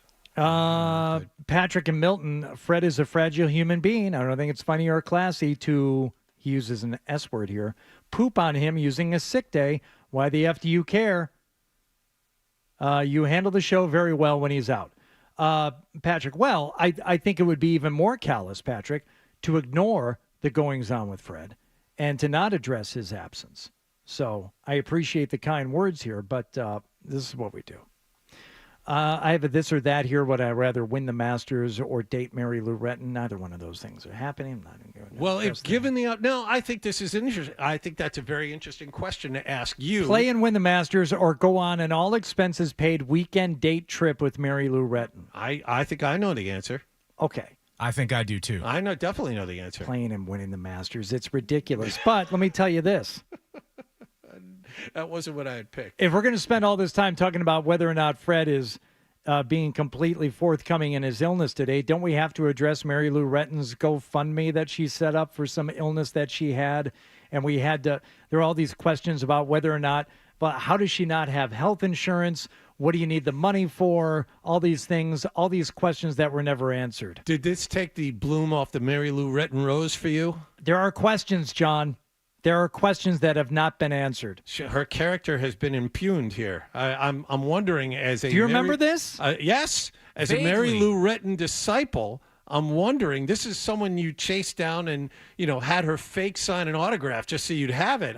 Fake sign a piece of paper so you'd have her autograph. I'm wondering if this takes her down a couple of pegs in your eyes. I have questions. Yeah, I would too. So if questions mean down a peg or two, let's just say holding steady and awaiting further information, which is not still come in. Now, this scandal happened after our little contest, if I remember correctly. No. It was before? It was prior to. And she still won the contest. She did. Yeah. Chris Hardy, similar situation. Growing up, my dad would put dollops of cream cheese in our scrambled eggs. Delightful. I still do it. I'm telling you. See. And you gotta get the consistency right. You don't necessarily want to get it in there and get it all melty and runny. You want to, at the very end, when do you ever make omelets, John? Not well, but I have, yes. Okay. You want to get it in there at the end. Once both sides of the omelets are cooked, throw it in there, fold it over, take that thing out of the pan, and just, let it rest. Let it rest for a minute or two. Mm-hmm. And that way you still have some consistency to the cream cheese. You don't want it too loose. Sounds delightful. Dave, email, I'm really enjoying this new segment. Is Fred a dirty liar, or is he an incredibly weak man that can't work through adversity? That's not the name of the segment. No, it isn't. Or multiple segments that we've done this morning. We have not yet named the segment. All right. Just double checking I can read all this. Yeah. Many cases of the squirts are the result of inner turmoil and stress. Fred is clearly distraught and worried about the fate of his friend as she roams through the streets and canals of Amsterdam and is unable to function. Is he talking about Kendra? Yes, he is. Check his GPS location. I bet he's on a KLM flight as we sit here worrying about his well-being. Now, here's the question. Kendra's usually on with us on Thursdays. Did she stay in London? Is she staying in London for the Patriots game? I believe she is. I believe she's traveling through Europe and going to Amsterdam is what she had said when she was in for her segment last week. What a life this is. Yeah, My I don't goodness. know. She was in London for the last game, which Jacksonville got blown out in. She's going to stay for the Patriots game and then come home. But in the meantime, she's traveling through Europe, 12? That's what she said last week. She said she was going to Amsterdam. Man. I don't get the thing about going to Amsterdam anymore. What is it that you can do in Amsterdam that you can't do here now? Well, let's see. Drugs are pretty prevalent everywhere. So that's one of the ballot questions this year about being able to grow your own psychedelic mushrooms and having some, availability to them. That's a ballot question this year. I was reading about in the Sunday paper. Yeah. Nick piped up and said prostitution. Yeah, the red light district. Red light district in Amsterdam. That's a thing. Yeah, but do you know anybody that has gone to Amsterdam to partake of the prostitutes there, or do you see Kendra doing that? I do not, and I do not. I've wandered through there when I was a kid. That's right. Well, let's hear more about that. Well, this is one of those moments in life where you remember, boy, was this wrong? Like 20 years later, I went with my family when I was in my early teens, and my father left my mother and my sister in the hotel room, and my dad and I went for a walk. We walked through the red light district, my father and I, when I was 13 years old. And I had no idea where we were going. My father had clear vision of where he was going. And we walk through there, and you see women that are naked dancing in windows and stuff like that. And he looks like, what do you think of that, John? What an odd juxtaposition for a man who would only make you vegetable-filled omelets to also take you to look at sex workers. He also, remember I told you he took me when I was like 15 to see Richard Pryor live on the Sunset Strip? Also a strange choice. Very odd choice. For vegetable omelet Wallach. I don't understand it. He said, John, sit on this bench and work on your Stratomatic. I'm going to be back in about 20 minutes. But he's like pointing stuff out, and I just, because my dad was very calm about it, I thought, this happens everywhere. No, this doesn't happen anywhere else. No, not a thing. And we got back to the hotel, and I don't think my mother asked us where we had been either. It's very weird now thinking about it. Well, I think we've covered all of our emails here. We do have some stuff to get to in the stack here today regarding the Manning cast from last night. We were going to do it at 9, but then we got derailed. So that will be coming up in the stack along with a few other things we didn't get to. First, Wallach has the headlines, and then it'll be stack time here on 98.5 The Sports Hub. Sports Hub headlines. Bruins wrapped up their 3-game homestand with a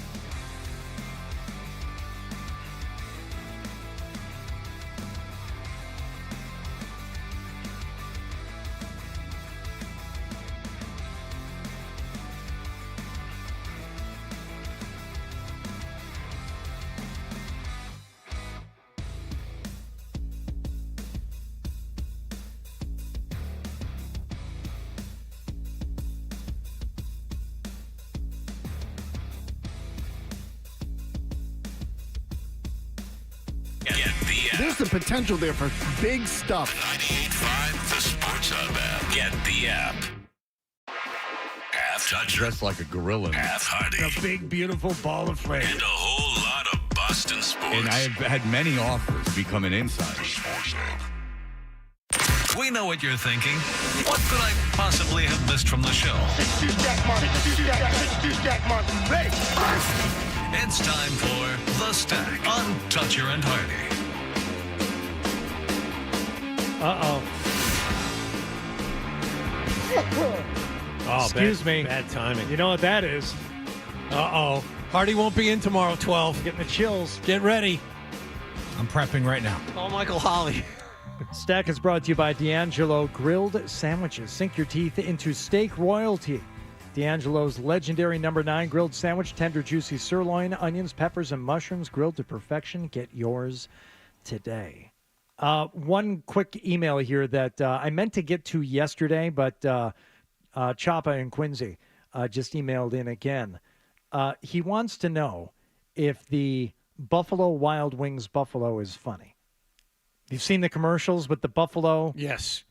And saw one with Jason Kelsey multiple times over the weekend. Yes. And he is waffling, much like we've been doing here this morning on another subject. He doesn't know if it's funny or not. And I made a ruling on this yesterday in my own head. I think it is funny. I don't think it's funny. I have chuckled to myself on a couple of things, and it's definitely the weirder ones when he just screams no for some apparent reason, like at the end of it. They're odd. They're funny in an odd way. I'm going to say funny. You say no. No, maybe I've become numb to these people, these commercials that try and go way over the top. I don't think it's funny. Haven't seen them. I'll do a little bit of research. But if it's weird funny, that's usually in my wheelhouse. Sometimes there are commercials that run like all the time, but if they're during shows or games that I have recorded, I will miss them for the first month that they're on. And, because let me tell you something. You program that Xfinity remote for the 30-second jump. If you're catching up on a football game, as soon as that runner hits the line of scrimmage and it's going to be stopped, hit that 30-second jump, and it is a moment away from the next snap of the football. It's beautiful. And, of course, during the commercials, pop, pop, pop, pop, pop. 4 clicks of that 30-second jump, and you're right back to the action. But I miss stuff sometimes. That one I've seen, though. All right, Manningcast last night during Monday Night Football. You probably heard about Bill Belichick and what he had to say about the Jets. Peyton, Eli, I'm not a big Jets fan, in case you don't know that. I like Fireman Ed, but that's it. But, look, that's kind of what it's been there at the Jets. Out of all the things that you do like about the Jets, that out? That's the one thing I do like. Who doesn't like Fireman Ed? Everybody else. Fireman Ed is insufferable. That's the one thing that you do like? Not only is he insufferable in the crowd, if you get him and interview him, he thinks that he is God's gift to fandom. Well, we heard him on the Gruden podcast. Oh, yeah. Boy, that was good. Look, that's kind of what it's been there at the Jets. Barely won over 30% in the last 10 years. So, the owner being the owner, just ready, fire, aim. That you resigned on a napkin, or that you couldn't be bothered to write out the words head coach? I was tight on space. Isn't it awesome that he's not in the studio with those two? Oh, well. Isn't it great that he's zoomed in? I think that works flawlessly. When there's only 3 of them, though, they can kind of have a conversation. 2-man rush, though. I'd Hail Mary it. I would Hail Mary it. He's got success with these. Oh, he caught it. He caught it. Oh, it came out. He caught it, and then it came out. He's going to give him the touchdown. Boy, we got 1 10 incomplete and 1 touchdown. Hey. He's saying he had That's it long Aaron enough? Rodgers. Sure, he's going to give him a touchdown. It's offensive play, isn't it? He does such a great job of... All right, they're talking over each other. That's bad enough. It's fantastic. Well done, everybody. But we turned it on last night because Marcy's a fan of the Smartless podcast. She likes the Will Arnett, Jason Bateman, and Sean... The guy from... Will and Grace. Will and Grace, yeah. Sean Hayes. That guy. Okay. It's good. I've listened to it. There are times when I've really enjoyed it. Okay. She knew that they were going to be, can we switch over? Yeah, let's check it out. But right now, you got to be careful. 3rd down, you got to be careful here because Josh Allen becomes a runner in this situation. I've seen it time and time again. And I'm putting it in his hands for sure, Rex, right? Like a quarterback. Absolutely. Give it to him. Absolutely. Give it to him. Look, it's not a handoff. It's not a handoff. No. I know last week they were criticized. He can run it right, Rex, and get it. That's what I think, Pete. That's exactly what they're going to do. Now, you're going to have to face 5-man rush here. Oh, shut up! Oh, the four of you in 4 different places and everybody on a stupid Zoom, and it looks like crap and it sounds like crap and nobody can talk. And stop it. Stop it with these. The Manning cast is a good idea. I like the idea of it. You can't get these 2 guys in a studio together to do this show, and then you're going to bring in another guest remotely, or you're going to bring in 2 guys. You're going to bring in Bateman and Will Arnett, and you're going to have all 4 of you trying to have a conversation? No. The worst thing that could happen to this particular program is that someone gave it good reviews. That's the problem. Someone said it was good, and now they've paid how much money for a second season, a third season? You want to bring in people? You want to Zoom people in remotely? Fine, Peyton. You're our cash cow. No problem. Whatever you want, we're good with it. And we're not going to bother sinking money into it because people like it. And the people are watching a little bit. People are watching a little bit. Yeah, we don't have to fly anybody anywhere. Just call them up. You know what that sounded like?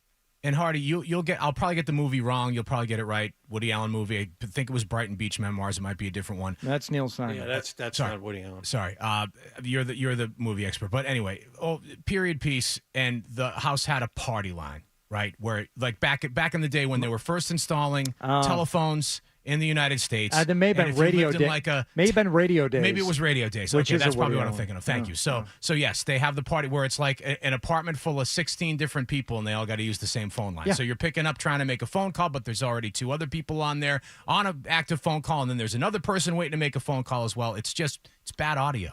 It's bad to listen to. He's taking a shot. The pass interference. Oh, he's got him. Oh, he fell down. Intercepted it. What a catch. What a catch. Oh, my goodness. Is that still Williams get the right ball there? back. Yeah, is that Williams? I mean, Could you imagine sitting on your couch and watching this? No. And people do. I got this wrong the last time, so I don't want to screw it up again. But I think there are people watching. I think they're having difficulty selling it.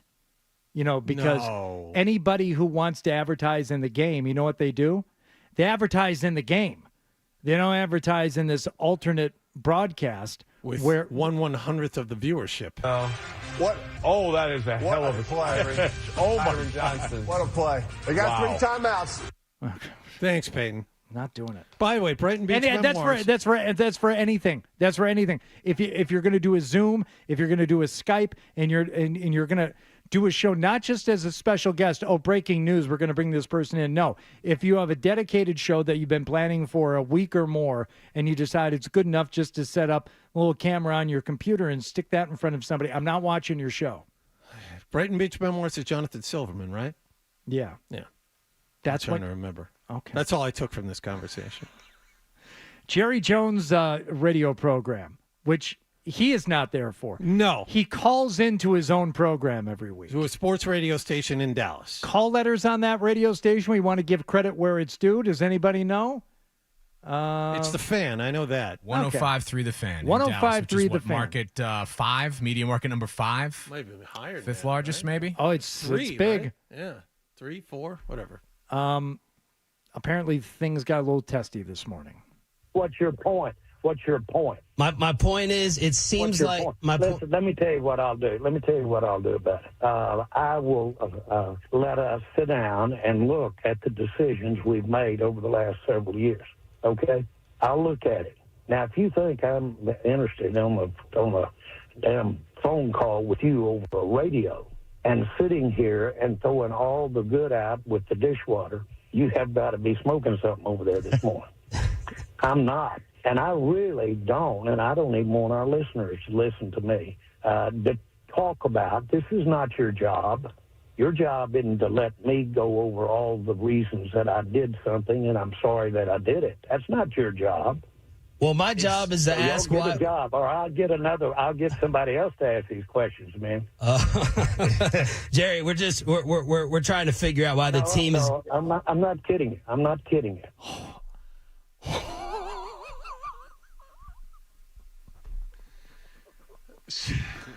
So somebody finally, well, people have been doing it for years, but your team just lost 47-9 in their own building against a team that is Super Bowl caliber. You could not be any further away from being in contention.